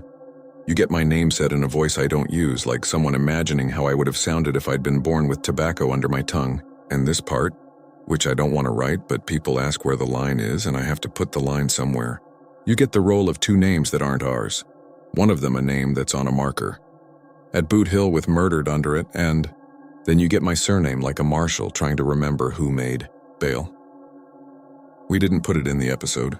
The episode is all wind and distant bars and our graceful dance around saying nothing happened. People liked it anyway. They liked the open space it left in their evening. 2 weeks after, Rosa mailed me a postcard with a saguaro on it. On the back, in her tidy block letters, it said, "I've been hearing that piano. Not always. In the shower and when I boil water. Peppermints don't help. I think we were counted." She drew a little box and put 3 dots in it and then a smaller dot a little away, as if drawing the path and the place where someone stood too near. I kept the casing on the shelf for a month. It moved, not a lot. I would set it behind the paperbacks and find it on top of them. I would put it inside a mug and find it on the saucer beside it. It never moved in front of me. It never made a sound doing it.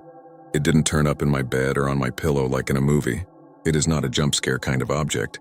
It is an I was here kind. I tried to get rid of it again because that's what this story wants to hear, that you can dispose of a thing and dispose of the feeling. I put it in a donation bag and dropped it at a thrift store 2 neighborhoods away. I got a receipt. The woman at the counter wrote miscellaneous in blue marker, and the ink bled into the paper like a wound. The next morning it was in my jacket pocket again, warm like a coin. I hadn't worn the jacket that day. Here's the part that makes it a Boot Hill story and not just a me in a haunted casing story. I called Elaine. I still had her number from the arrangements. When she picked up, I said my name and she was quiet long enough that I wondered if she'd hung up. Then she said, "You boys left the gate closed, thank you, and is everything all right?" I told her about the casing. I left out the shadow. I left out my name on the recorder. I told her it kept coming back to me. I expected her to tell me to get a priest, to burn sage, to stop calling volunteers with my personal problems. She said, "What time did you see your clock when you got back to your room?" 3:10, I said, and felt stupid until she said, "They walked a fellow out of town at that time once." It wasn't the big famous one. It was a smaller one that didn't make it into the dramatizations. I mention it sometimes on the tour if the group looks like the type to care. They walked him under the moon because the deputy didn't want to do it at noon and make it a spectacle. They wanted it quiet. People remember the loud things. The quiet ones are the ones that keep the books. "He was buried at Boot Hill?" I asked. "They all were one way or another," she said. "Sometimes I think the ones with little to no words on their stones are the ones who think they still have something to say. Sometimes I think it's just wind and stones and us making stories. Both things can be true. Bring it back if you can. If you can't, keep it where it is." That's what I've done. It's behind me as I type this, tucked between two books that don't have anything to do with Arizona. It has not moved for 3 months. Or it has, and it returned to the exact groove in the dust where it was, which is a kind of mercy, because you can live with a thing as long as it doesn't announce itself. Sometimes late, I play the raw audio from that night, and I put it through basic filters like Marco taught me, and I listen for the piano. I don't always hear it. When I do, it tastes like peppermint in the back of my throat. The smell, I mean mint and dust, and the faint copper scent you get when you hold a coin too long. I try not to think of the shadow moving across my shadow. A man proving to himself he can still get to the right place at the right time, that he still remembers how to stand. People ask if I'll go back to Tombstone, and I say sure, because it's easier to say that than to say, I don't think I'm the one who would be going back. I think a version of me is already there, standing at the cross with his head turned to the side, listening to a laugh that is polite and patient and has all the time in the world. Last week, when New York did its brief impression of Arizona, and a hot wind pushed up 6th Avenue, I heard boots on the gravel that doesn't exist here. It was one step, then another 5 feet to my left. I didn't answer any questions I didn't hear. I kept walking.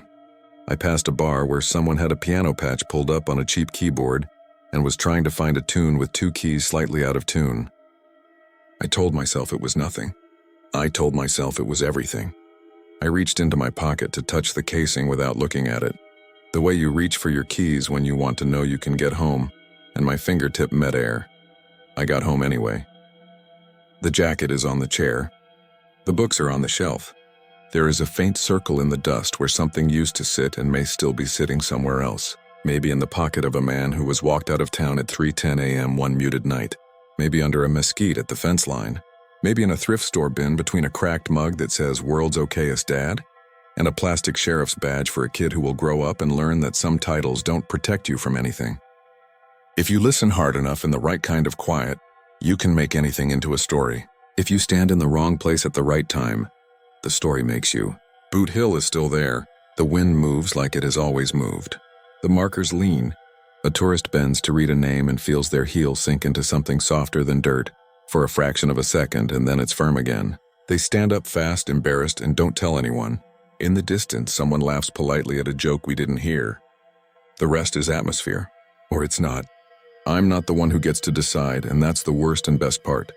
That some nights, without asking, you're counted.